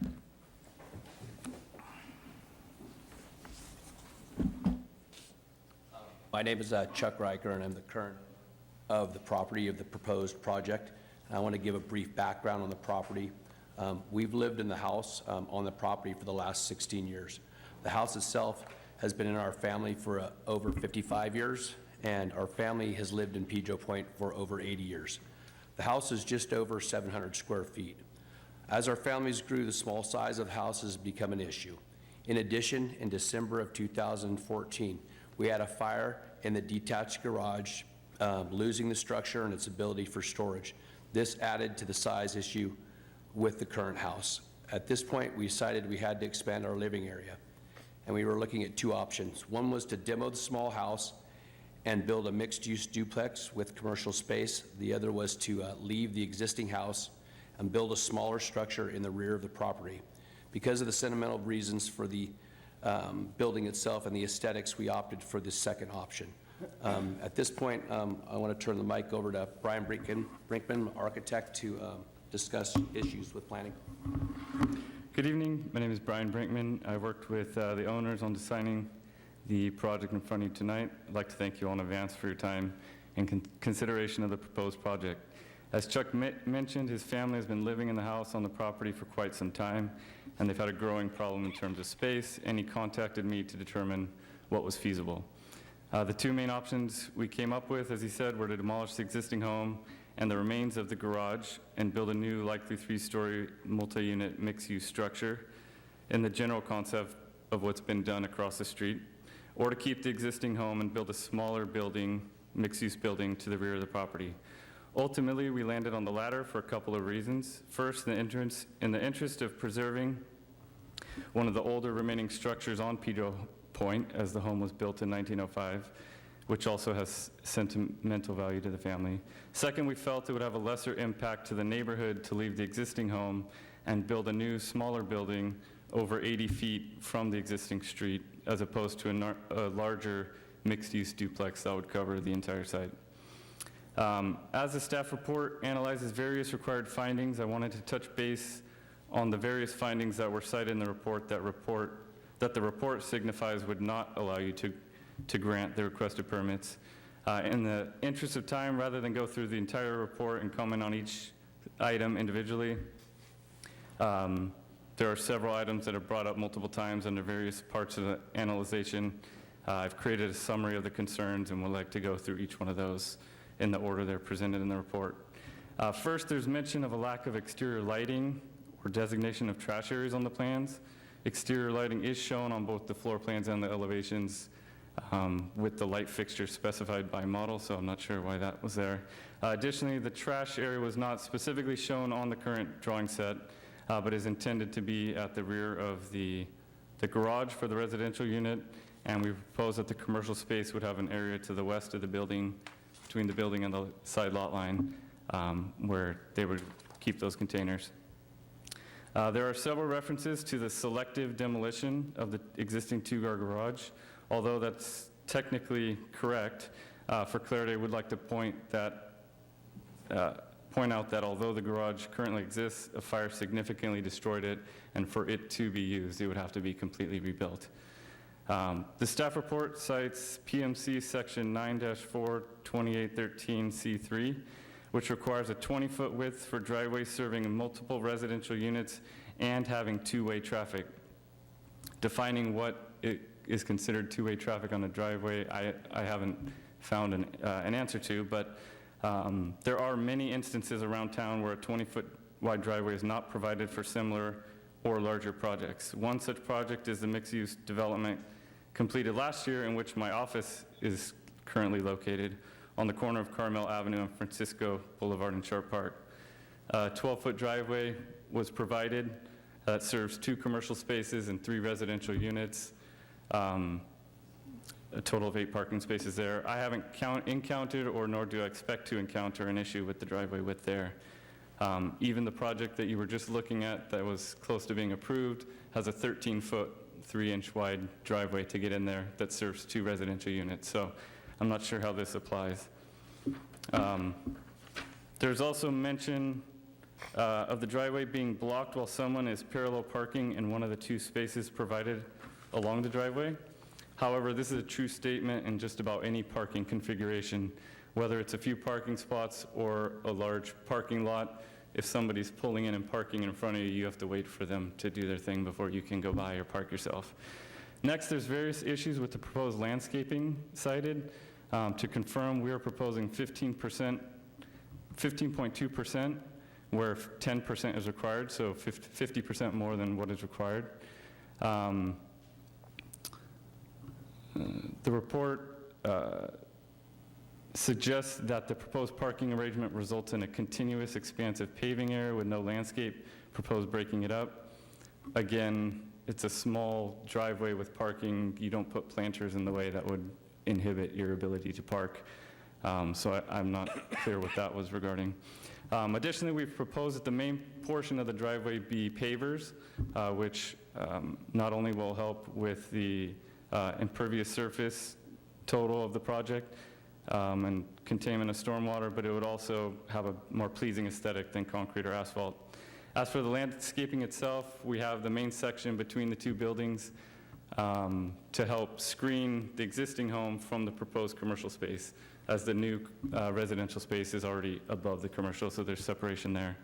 Admittedly, we didn't specify any plantings identified on the plan set there, but we do intend on planting some screening plants along the back of the rear yard of the existing home to shield it from the proposed new accessible parking space. The staff report appears to assume that this was all going to be turf, but it's not the case. Another concern discussed in the report is the location of the proposed building and its proximity to the rear lot line. As stated in the report, the first floor of the structure has a 1-foot rear setback, and the second and third stories where the residence is have a 3-foot-3 setback.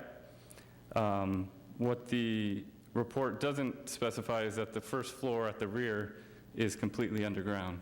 So from the properties to the north, it would appear as a two-story building to the adjacent residences. Should also be noted that one of the houses, the one to the west at 275 San Pedro, already has a 2-story home built right next to it with a standard 5-yard side setback, which is less than 2 feet more than the setback we're proposing, and there's no issues with that. Along the rear of the proposed building, the top of the 3rd floor at the gutter line is 18 to 19 feet above the adjacent grade. The ridge is 7 feet taller, but it's stepped back 10 feet further from the edge of the building. The roof was designed as a hip purposefully in order to reduce any appearance of height, and it was designed with a moderate pitch in order to give it some connection to the existing steeper pitch on the home that's existing on site. We'd be open to reducing the roof pitch if the commission felt that doing so would be an improvement to the project, though we're not sure it is. The staff report also discusses concern over the proposed location of the commercial space. It draws on the desire for the large undeveloped land that lies between Danman Avenue and Peter Point Shopping Center to be developed into an attractive visitor-serving center as described in the local LCP, and that the proposed commercial space does not orient itself well enough to that development. First, that property in question is privately owned and there are currently no plans to develop it. That property also has significant wetland issues that would need to be overcome in order to develop it. And we feel it is unreasonable to require a small property be developed based on a large property's potential future development. Second, although all of Danman is zoned commercial, it does not seem to have the quantity of traffic or the type of circulation that would necessitate street frontage in order to maximize the potential of the commercial spaces. We feel most of the patrons that would go there would have knowledge prior hand from Yelp or Google or reference rather than passing by and seeing it and stopping in. Lastly, the staff report states the proposed building is out of character with the neighborhood.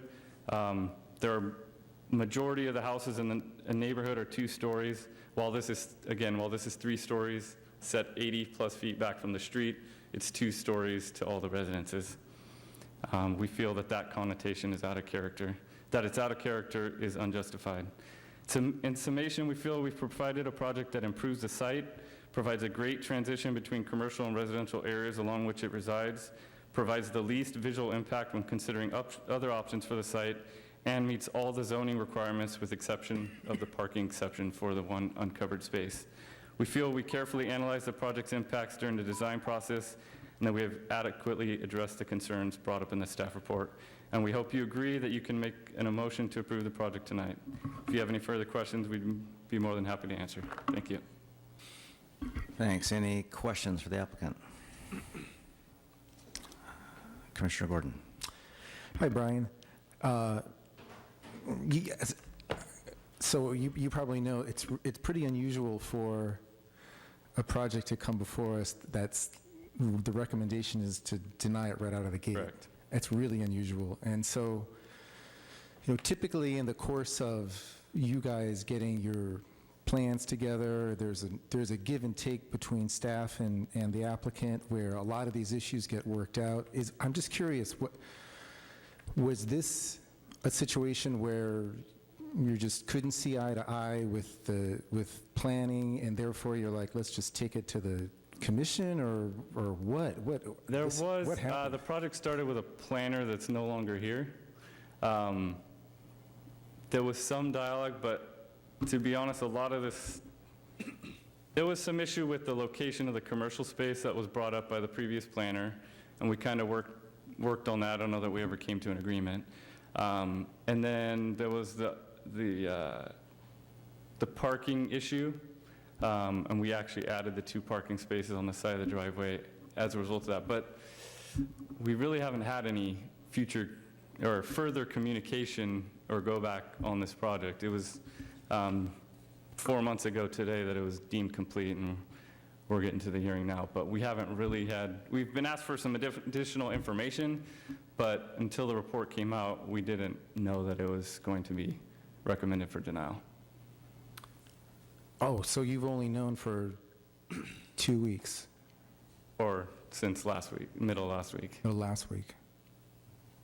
Okay, I understand. Okay, thank you. Let's see. Okay, I'm going to open this up for public comment. And anyone wishing to comment on this, fill out a card in the back, bring it up to staff, and you've got 3 minutes. I'm going to start with Allison West, followed by Joanne Gold.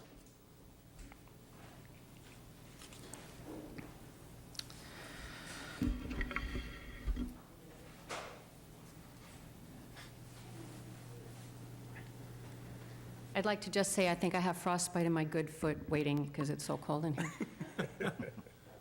Good evening, Commissioners. Thank you. I live in the neighborhood around the corner from the subject project. I read the denial. I thought it was thoughtful, very well reasoned, very long, and very detailed, and I'm in complete agreement. A couple of key issues. I don't think that the project actually fits in our neighborhood. We have plans out there, right? A 1995 plan. We have the general plan that you have to kind of keep it in compliance, sort of what the neighborhood looks like. So I don't agree with what the architect said, that it enhances the flavor of our neighborhood, because it doesn't. It will be a big block structure, and my front porch will kind of look at it across the street, like, a couple properties away, but I'll be able to see that. The commercial use, the plan is pretty clear that it has to be visitor focused. So that means the public has to know about it. And unlike Yelp reviews and stuff, that's not what the plan is about in talking about Pedro Point being near the beach, having a visitor focus. So having a tutoring center isn't a way to have visitor focus. That is a different kind of use that we see in other parts of Pacifica. The biggest issue is really the parking variance. So I understand that there was a fire, but then they need to either rebuild the parking structure, but to get a variance for something that they are electing to not do is not going to help our neighborhood. There's been multiple parking variances in Pedro Point, and it's getting to the point where it's difficult for those of us who live there to navigate, certainly on busy beach days. And so we'd like you to take into account to put a moratorium on any parking variance in Pedro Point. You have to think through, we have spot zoning that goes on, and it is a huge safety issue that we hope that you will take into account. Thank you. And I have a letter that I'll put into the record. Thank you. Next up, Joanne Gold, followed by Jacqueline Pan. Hi, good evening. My name's Joanne Gold, and I'm a 20-year resident of Pedro Point. I also want to thank the Planning Commission for putting such thoughtful, careful review of this plan, and I fully am in agreement with the recommendation to deny the permits. Much in the way of what Allison was speaking about, I do feel that the scale of this project, the setbacks, the mass, the height are just inappropriate for the community and out of character. I respect that the family has lived there for a very long time, but it is just inappropriate to have that kind of a mass size project for the community. And in particular, I was also concerned about the parking exemptions as well. Damman Road is already a difficult area to park in, as is most of Pedro Point. It's becoming increasingly difficult to park, especially along San Pedro Ave, which is a cross street to Damman. I feel very strongly, with all due respect to the Commission, that there were already too many parking exemptions handed out for Pedro Point.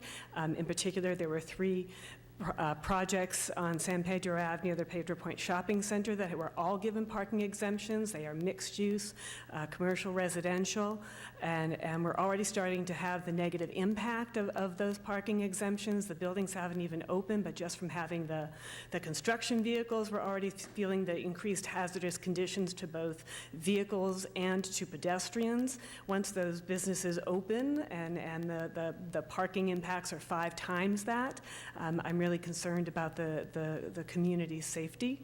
In general, I'm just concerned about the parcel by parcel overdevelopment of Pedro Point on the whole. This is not my own personal sentiment only, and it is not a new sentiment. The community has had a 25-year history of wanting to put a statement together about the community plan. In 1995, members of the Pedro Point Improvement Association actually put together a plan document that detailed what the community support would be for planning and building in the community. It says that we report the retention of open space, the protection of existing neighborhoods from random commercial intrusion, and application of sound planning, zoning, and land use principles. We oppose spot zoning and zoning based on maximum resale profit potential as not being in the interest in the city or its neighborhood communities.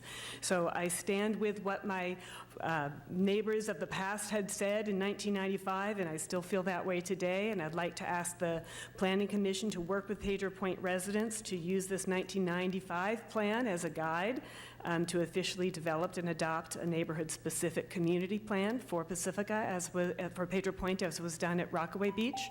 And I'd like to also request that you impose a moratorium on future parking exemptions until that time. Thank you. Thank you. Next up is Jacqueline Pan, followed by Cliff Kellenberg. Hi, good evening. Thanks for your time. My name is Jacqueline Pan, and I'm the property owner of 276 Kent Road, which is located directly to the rear of the proposed site development. And I'm here to express my support for the Planning Commission's recommendation to deny the application, and I appreciate the thought that was put into the notes and the recommendation.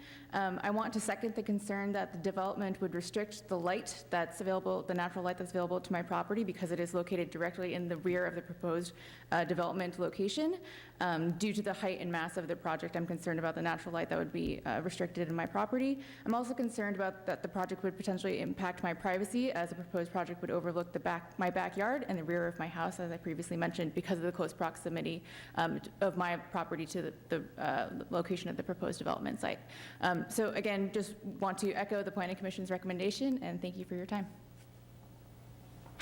Thank you. Cliff Kellenberg, followed by Carol Matus.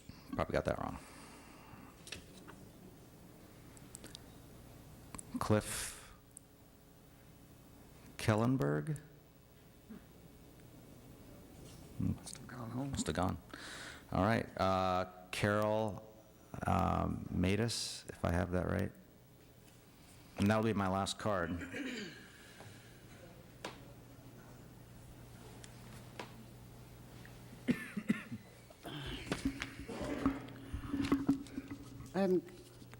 My name is Carol Matius. My residence is on 275 St. Peter Avenue. I'm a Pedro Point resident for 54 years. This is in regard to the Chuck Reiter project. This project will put my backyard in the shade for most of the day. There needs to be appropriate setbacks. Also, there is a privacy issue with such a large 3-story building directly behind my house. There should only be one building on a 50 by 100 lot. This project puts almost 3,000 square foot building on a 25 by 100 foot lot. There's not enough of street parking for this project. We already don't have enough parking in Pedro Point. Already I let my neighbors use my driveway if they can find parking. Thank you. Thank you. Got one last card. Dave Colt. Yes, planning. My name is Dave Colt, and I've been in Pacifica on Pedro Point, next door to that project since 1960. So the neighborhood, since I've been there, has grown 90% of what it was when I've been there. And in the 80s and the 70s, they've built so many huge, ugly homes on Pedro Point. And it's really funny how there's a lot of people here tonight that are against this project. If you really look at the detail of the project, and like the owner was saying, the project set, half of it set into,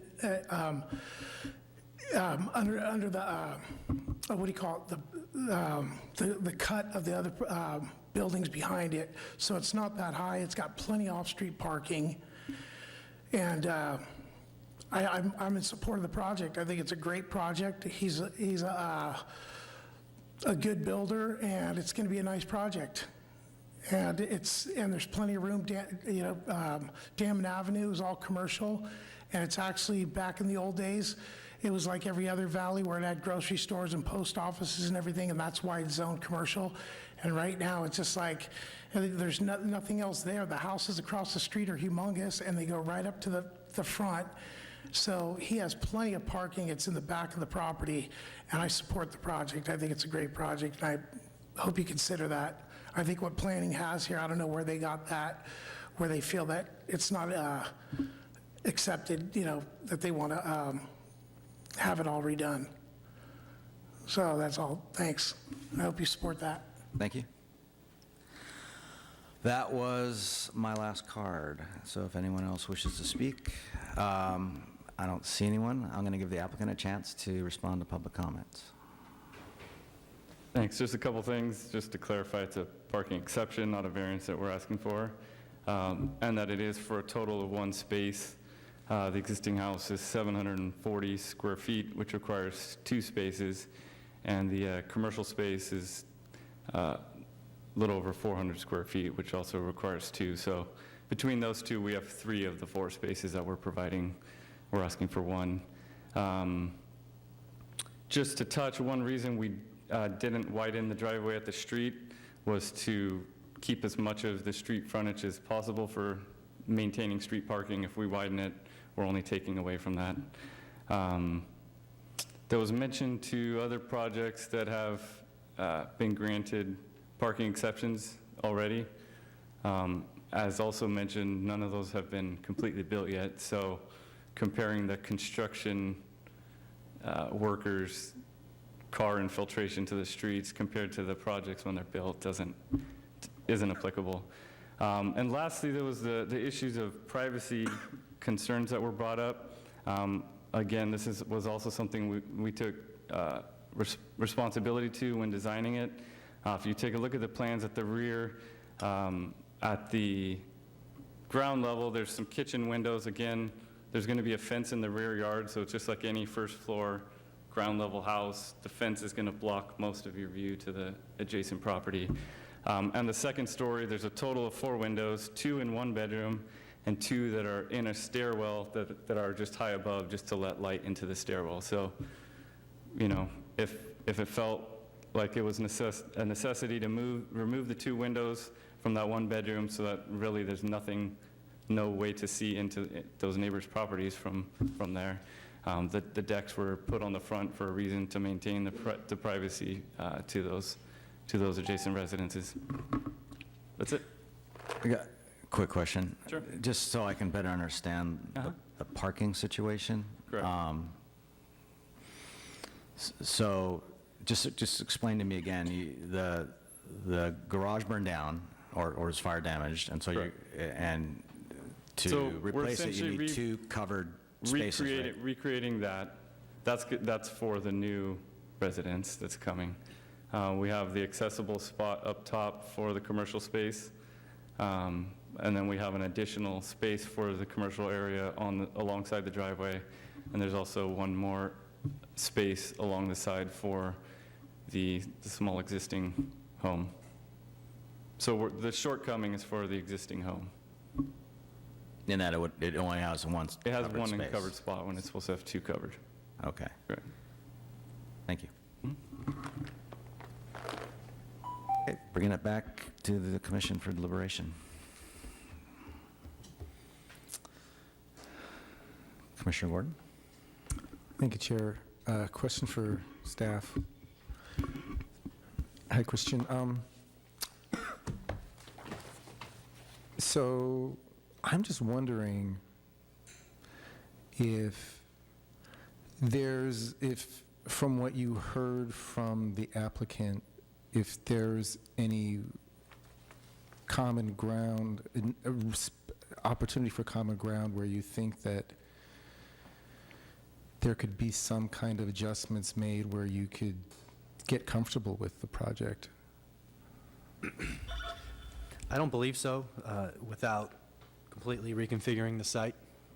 The presence of the lawful non-conforming single-family residence in the location at the front of the site, I think in staff's opinion, precludes any ordinary utilization of the site in a commercial capacity. As noted in the staff report, we certainly support reductions or eliminations of nonconforming uses to bring sites into their intended use within the city's planning documents. This project is not a step in the right direction in staff's opinion, and selectively demolishing the garage but retaining the residence would not seem to further the purpose or intent of the site to be commercial. It would seem to hold on to the lawful nonconforming residential use for the various, perfectly relevant reasons that the applicant indicated, but to also then try to intensify the site with commercial use in the way that's been proposed is not consistent, and staff couldn't reconcile those two imperatives. Short of demolishing the single-family residence or substantially altering it to perhaps construct an addition or something of that sort that would, for all intents and purposes, completely transform the structure, it's not something that I or other staff could imagine occurring at the site. So, and so basically, commercial really has to front the street. There's no explicit standard in the planning documents that says a particular setback or that it must front exactly on the front property line of a commercially designated site, but this is the complete opposite of that. There's no reasonable, but small setback from the front that would maybe provide for landscaping or sensitive buffering from the street or anything of the sort. This is at the first story a foot, and at the second and third stories just over 3 feet from the rear property line. It's about as far as you can get from the street orientation that staff thinks would give this site the best opportunity to function as a viable commercial location. It's currently proposed there would be next to no visibility from the street to the commercial space, and we're just not sure how that could enable it to function as a visitor serving use, except in the narrow instances that the applicant indicated of folks pre-identifying the site through their own research before heading to the area, rather than folks happening onto the site as one might expect a visitor serving use would involve. Thanks. Commissioner Neblin? Just a quick question. Given the commercial zoning, would it be possible to develop an acceptable commercial use that would also include a residential component? I think there's very much a likelihood for that. The project in this configuration is not that project. Totally given understood. its placement on the site, the gross imbalance of commercial floor area to residential floor area, the massive scale of the structure, and the other reasons that we identified in the staff report and in my presentation, I think very much we would hope that a project could manifest in a mixed-use orientation to create a thriving visitor-serving use, but also to create one or more dwelling units. We know housing is badly needed in our community. And so it's not that staff is against a mixed-use project, it's against this project in its current form. Okay, thank you, I appreciate it. For various reasons. Thank you. Commissioner Clifford? Question for staff. In looking through the documents you gave us, I found that, I've lost my voice. I found that the commercial was only 17% of the building. Is that correct? I would need to do the calculations, but it's a very small proportion of the site floor area. Thank you. That I think I saw that in the report, and I would not be comfortable with just 17% on the building, even if we were comfortable with where it's at. It's sort of commercial in name only. So, thank you. Commissioner Rubenstein? I just think it's bewildering why the applicant hasn't worked with planning to retool this project, given that they've missed the mark on so many levels, not just 1, 2, but I lost track how many, 4, 6, 10, 6. So I've really not had this kind of an experience where the architect and the applicant comes up where obviously the deck is stacked against them and not withdrawn the project to retool and try and rework it for a viable project. So, I mean, I have no alternative but to not vote for this project and to, make a motion to vote on that. Thank you. Before we go to any motions, just so maybe we could provide some guidance for the applicant. Just as far as this commissioner is concerned, it's the parking exception that is the hardest part to get over, particularly for the residents, just because so many people come before us and comply with that parking requirement for residential, and everybody expects to. And having known so many people who've gone through remodels and in this neighborhood, in this city, who had to comply with that, I just don't, I can't quite get over that. Also, the exceptions in, this commission, I think this year has approved of 3 significant parking exceptions or variances or whatever in Pedro Point. So it's not like we don't approve those, but I think we're reaching a saturation point.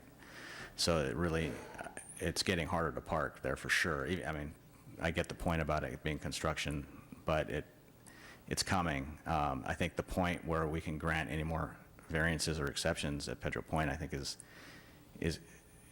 coming to an end, because it's just getting, I mean, we've approved a bunch of good projects, and I'll stand by the exceptions and variances that I voted for over the last year, but I think it is getting to a point where it's getting kind of a crisis. Can I run through a concept of a change that, just to get a feel for if, I spoke with the previous planner who's no longer here before, but the concept of converting the existing house that's there to commercial to help balance it out, to provide only one residence on the site, which would be the new one that's above the other small commercial space. If we met the parking for that, it felt like the main issue was the location of the commercial, and that there was a lot of stuff that didn't have a lot of meat to it that was thrown in there to help support that. And I'm just wondering if we converted the front building to commercial to comply with the street-facing commercial, if the feeling towards the project would be different. I think it'd be, I just think it would be difficult to do it on the fly. It also, I'm just trying to get a feel for the rest of the items that were there, the location next to the residential with the setback. In our opinion, it was grossly exaggerated in the report. But if that's far-fetched that you would support something like that, then we'd want to explore doing something that's like across the street and just doing a big 3-story commercial 2-unit duplex. well, let's see if more stuff comes out of deliberation. Okay. And stay close. We might have more questions or comment on that. Okay, Commissioner Clifford. No, Commissioner Rubenstein, you had another Yeah, follow-up on that? I just think it's not the right forum. You should have that conversation with planning and get all your ducks in a row and figure out exactly what the project is, not here before the planning commission. Again, we got, this wasn't brought to our attention until Wednesday night when the report was processed. Yeah, I would urge you to withdraw the project and retool it and make a great project, because we can't approve this one. I can't. All right. Commissioner Clifford. I'm going to say that one of the concerns I have is the light and air concern for the neighbors behind you. Being as close as you are and as tall as you are is going to create a problem for your neighbors' backyards. Commissioner Gordon. Question for staff. It seems like this project would have been better served if they had gotten notice that there was going to be, an intent to deny, and if they had come down and had some conversations with you. I'm just wondering, process-wise, if there's a way to give applicants some notice ahead of time so that he's not stumbling on, in front of the dais going like, well, what can we do? Because that's, like Commissioner Rubenstein saying, that's kind of the conversation that should be had, on a one-to-one with plans in front of you guys, and, yeah. Well, I think that, speaking for staff, I would respectfully disagree with the applicant that they just found out about it at when the staff report was published. I don't know about the owners, but staff had certainly been in communication with Mr. Brinkman about our feelings on the project. And I just confirmed with Senior Planner Murdoch that indeed we had indicated that before the application was even formally submitted, when there was preliminary conversations with staff. So, you know, again, I would respectfully disagree with his point there. Thank you.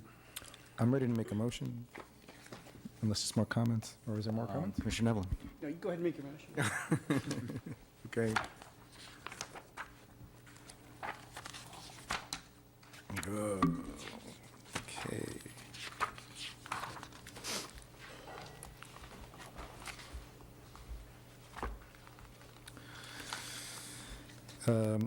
I move to adopt the attached resolution to deny site development permit PSD 824-17, coastal development permit CDP-392-17, use permit UP 89-17, and parking exception PE 177-17, and to incorporate all maps and testimony into the record by reference. Commissioner Nevlin. I'll second. All right, we've had a motion and a second. Please vote. Okay, that motion is passed. All right, onward. That ends the hearings for tonight, and onward to communications. Commission communications. Commissioner Clifford. I would like staff to consider looking at that report on what the neighbors would like from 1995. Thank you. I'll follow up on that. I think it might be worth, with the parking exception variance issues we're having at Pedro Point, whether, I wonder if we could get on the agenda, if you could ask council perhaps to get on the agenda, whether it would be worth a specific plan for Pedro Point, at least with regard to parking. Because I do feel like we're reaching a point where some clear guidance from the city might be worthwhile at this point, because it is reaching a crisis, a tipping point. It may have reached a tipping point.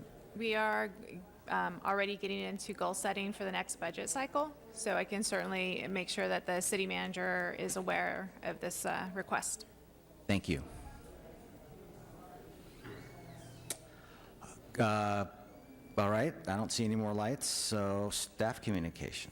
Sure, I just have a few things. I wanted to let you know that next Monday on the 14th, the City Council will hear a study session and consider providing staff direction on various potential amendments to the cannabis regulations. Some of them are more administrative now that we've almost completed our first round. And then some of them are in regards to... Yeah, excuse me just a moment. If we could take the conversations outside, if we could take the conversations outside, that would be great, because it's just get difficult for the TV to pick up the communications. Thank you very much. Appreciate it. So the council will consider, have a study session and consider providing direction to staff regarding some amendments to the cannabis ordinance. And if we do get direction to make amendments, that'll be coming back before the Planning Commission for a recommendation.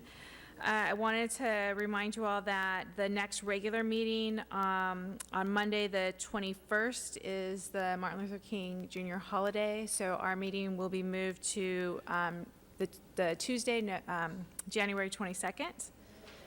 And let you know that recruitments for the vacant position, as well as one expiring term, is underway, and you should start seeing notices about that in the public. And then lastly, I just wanted to remind you all, and I'll send an email tomorrow regarding the 21 Elements Planning Commissioner training opportunity, free of charge. I'll resend that. And then I'll also send information about the League of California Cities Planning Commissioner Academy. It's in Long Beach. We don't have budget to send the Planning Commission, but in case you were interested, I'll forward it along to you just in case. Big sale. And that's it. Thank you. I appreciate you giving us that news. All right.